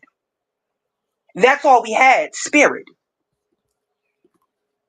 And we've gotten away from spirit and have been bound down and brainwashed by religion. That's a good point, Rumors and Tea. One thing, are you upset? It sounds like you're upset. I'm definitely not upset. I'm speaking with passion, though. Oh, I'm not okay. upset. Okay. I think because I know this is a very touchy subject. I've had it over and over again. But if we don't have these types of conversations like this in this kind of arena with people from different backgrounds and different beliefs, then we'll never be able to see the other side. Because like when what Conscious said earlier, because when I said my whole thing, what you do outside of the pulpit is one thing, but don't show it like, right in my face. But when Conscious said, how is that fair? Because heterosexual couples, they display stuff, in public. And you got me on that, Conscious. And that made me think differently. So I think these conversations are very important, even though they're touchy. Oh, this And that's light. why, This is light compared to the things that we discuss. This is a very diverse. Thank you, Conscious. This is a very diverse platform that yes. even when we don't always agree, it does get very passionate. Sometimes it gets downright ghetto and ratchet. However, many of us can say that we leave with a different way of thinking. We may not change our opinions, but we do learn to Mm-hmm. evolve our way of thinking when it Mm-hmm. comes to others, because we know that we are not single-minded individuals, meaning we all don't think the same way. We're not a monolith. Yeah. And I I want to go ahead, Conscious. say to Della, who says, "Girl, I figure you're passionate, but it's not even that deep." I'm not sure why people care that immensely to do the most about people's private lives, because they do. You know, They do. Like, I mean, that's exactly why you have Trump about to erase 90% of the protections and initiatives that are designed to protect LGBT, trans, intersex individuals, because you got people that are that pressed to mind LGBT's business. You have LGBT folk right now who have completely alienated and disowned their own LGBT children who need their parents because of religious philosophy and ideology. can I interject? You have minority young people right now experiencing tremendous abuse and bullying in their communities and in schools because folk are not invested. Unfortunately, I do think it is a travesty. It is absolutely outrageous that people are invested in other people's identity, but between social norms and religion, that's exactly what has created this shit show. And LGBT people are paying the full price for it. Yeah, and they are conscious. And so I'm a research-based person. I work in healthcare. I only take research seriously. And so with homosexuality, you hear about people who had to go to, there's different words for it, but gay training camp, or be rehabilitated, or go to the church and have the gay prayed out of them and things like that. And so in healthcare research, there's evidence that a lot of that was done. There's not evidence that was successful. And so I wonder, with the two panelists who are sort of on the other side of the fence, and just for the conversation's sake, with all of the knowledge now that we're here in 2024 and approaching the new year, with everything that you all have seen as far as homosexuality research goes, do you all still stand in your position and feel how you all feel given the research that's out there and the knowledge that homosexuality is not a sickness? Oh, I don't think it's a sickness. Mm-mm. I don't think it's a sickness either. I think that a person is born to what they are, and they accept progress. I appreciate and live the way they are. Well, see, this is what I'm saying.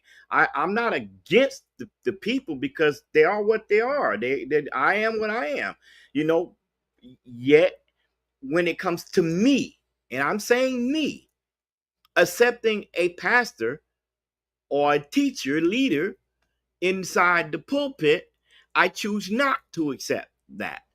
Only in that situation. Okay.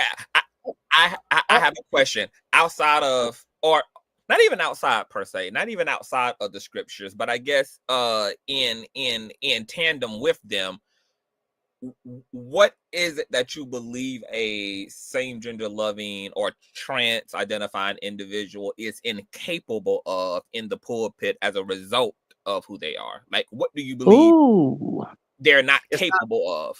Okay, it's not a matter of incapability. It's just the definition described by the scripture of what they cannot do and has been deemed as an abomination. So until I learn scripture outside of that teaches anything different, that's what I was taught to believe.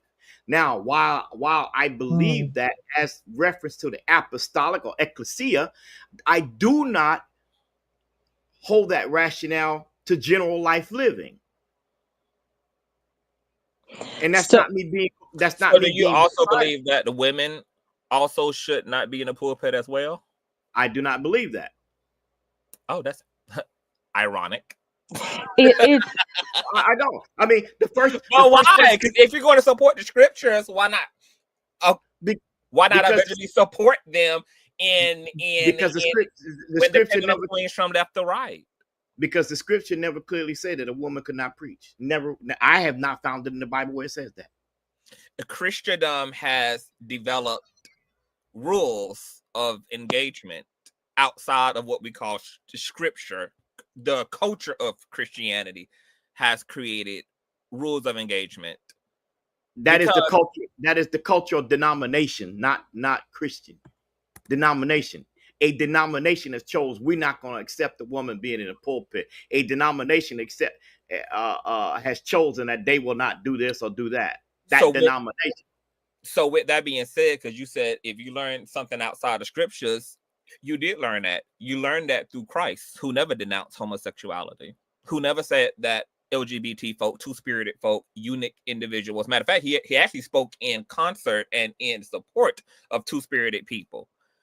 So he never reinforced these sexist, homophobic, cultural narratives around individuals, but yet people will say, well, it's in the Bible, but then they don't render to what Jesus said, who's also in the Bible.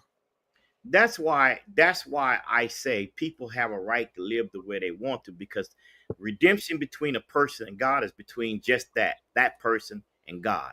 Outside of that person and God, none of us can say what their walk is with him. None.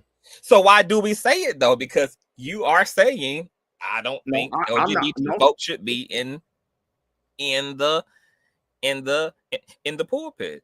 I'm saying I will not follow one Right. in the pulpit. So you are practicing what you just said. None of us should practice because we don't know what's going on between people in their personal relationships to the Father, Son, and the Holy Daughter. But it feels like nowadays, lately, it seems like it does matter.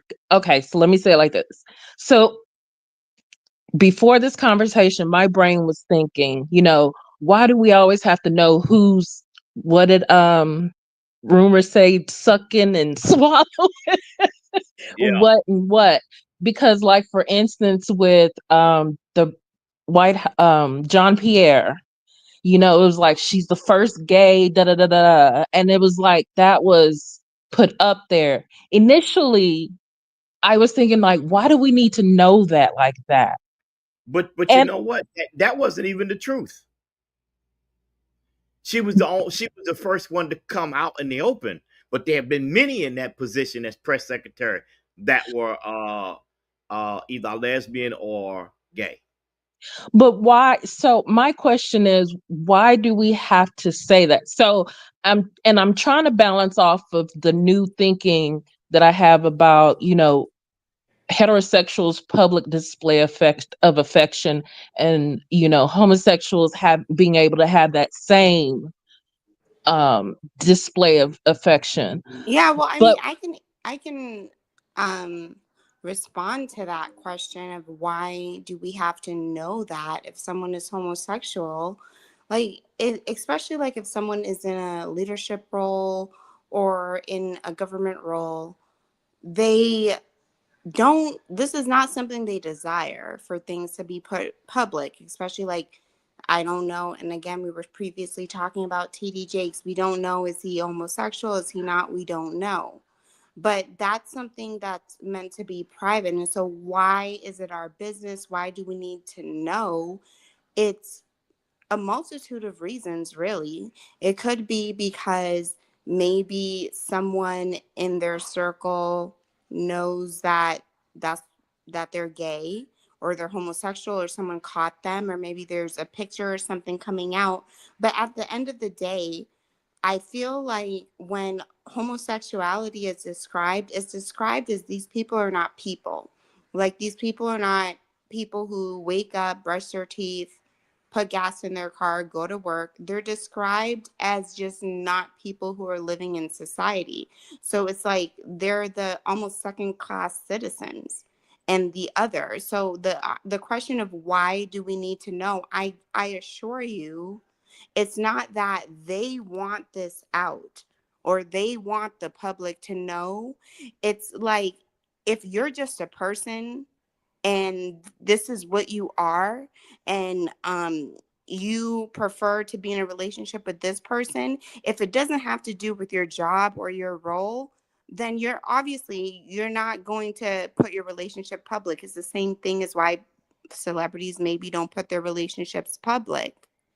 But also, it could very much be that, like, they are being pressured and it has to come out.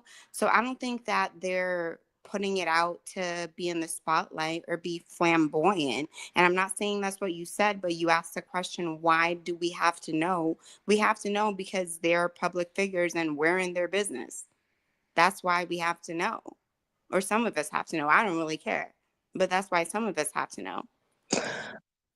Okay, so my devil's advocate to that. But when a heterosexual comes up, it's not like, okay, here is Ariel, a heterosexual female. You know what I'm saying? So Right, because that's the standard. It's almost like if a heterosexual person has a baby, like, of course he had a baby. And of course you're straight. But then it's like, if a heterosexual person adopts a child and it's something different and they did not choose to have the baby, and then there's questions. And so it's like kind of a contrast, but it all leads back to being none of our business. But what is You see wrong what with I'm a hetero? saying? What is wrong with a person that's homosexual adopting a child? What's wrong with that? I don't see anything wrong with that. I don't see Mm. anything wrong with it They at can get all. I'm drawing the contrast. they can I'm provide just as much care, due diligence, and love and education absolutely. to a child than Yes, anybody. See, absolutely. Absolutely, and that's not the argument. yeah, The question but that again, was but posed was, will you're taking it into a narrative of separation, and that's I want to make sure that I pull myself away from that because that's not where I was, and you can pull yourself away from it because I I'm wasn't not talking about to young you. lady. Please, I had enough. I want to make it clear You can that's make not it my clear, and we're going to be confused again when you're done. that's not my business. What they do with their lives and how they live their lives are their personal business. It's not for me to hinder it. It's not for me to get in the way at any point, which I just repeated myself by saying hinder it. But that's not my business. I'm sticking to what I said. And that's my choice. If I want to go into a church, if I go into the church, that's what I expect. Outside of that, I'm not people talking got to a right. you. I was answering the questions that the You other have been woman making who was negative speaking comments in before the you background, posed. young lady, Okay, so that I since this consider is a very dialogue, I was disrespectful, and answering her I've questions. had just But about enough. you are so insecure that you want to be heard and you Oh, want to be I'm very listened secure. to as a pastor and you I'm want not to a pastor. preach. So this isn't Sunday, but if you want to preach about things that are not true, then I guess you can proceed. I would love to get Miss Deshawn in here as well to join the discussion. Hi, Deshawn. Welcome to the platform. Hello, everyone. How y'all doing? We literally only have a few minutes, y'all, so y'all got to like speed it if y'all want to get in here. Yes. But hey, boo, yes.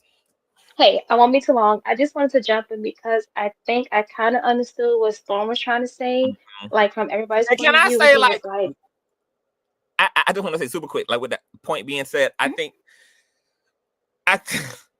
Storm is doing the equivalent of what I call like I don't got a problem with but as for me in my house.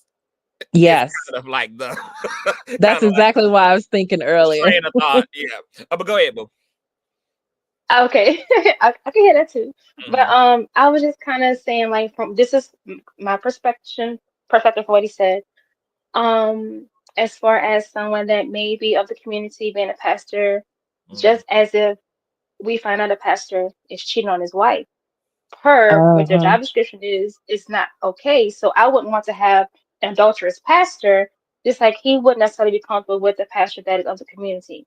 That's just how I can see it. And I can see where he still is like, live your life, do what you do. But if that's your job, again, I would want adulterous pastor, and that's what he would feel. Just like, even though it's happening, you would want a judge to be taking bribes because it literally goes against what they're supposed to be doing, though it You happens. just stole my point. I don't know if the point I was gonna my bad. bring up next. But that's I was just trying to make it like. But that's also why like I push not push against it, but that's also why like I question what is the nuance to the whole thing when it comes to orientation, because when you look at all the other sins, right, they all involve afflicting somebody else, which is why the 10 Commandments say don't steal, because stealing hurts someone else. Don't covet with another man's wife, because coveting with another man's wife hurts somebody else. Don't fornicate, because that could lead to hurting somebody else. Like when you look at all the things they involve like disrupting some type of ecosystem. People, especially LGBT people and their allies, do not understand, which is why I asked Storm, what does he believe a two-spirited person is incapable of as it relates to being a spiritual leader, being a pastor, being a priest, being a deacon, being a prophet, whatever it is.